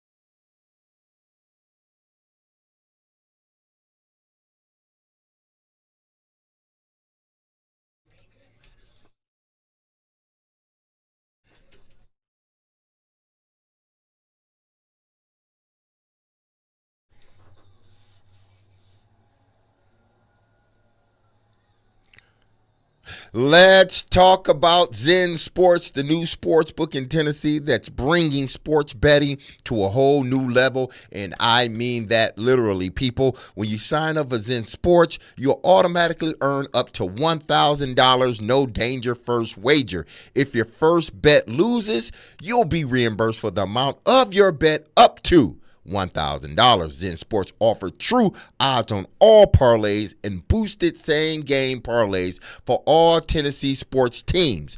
And you know what that means? That means boosted up to 20% over other books in Tennessee. Come on now, you can't forget about that. You can't go past that, people. Come on, you got to recognize that. And there's even more good news. I always give you good news. Zen Sports offers a one-of-a-kind VIP reward program.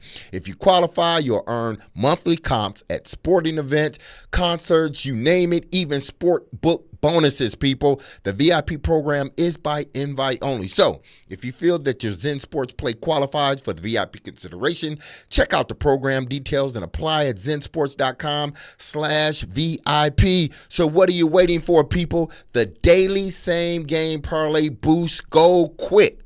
So get going and download their app at zensports.com today. That's Zen Sports, where betting just got better. And remember this, any gambling problems, call 1-800-889-9789. Terms and conditions apply. Must be 21 years or older to bet here in Tennessee.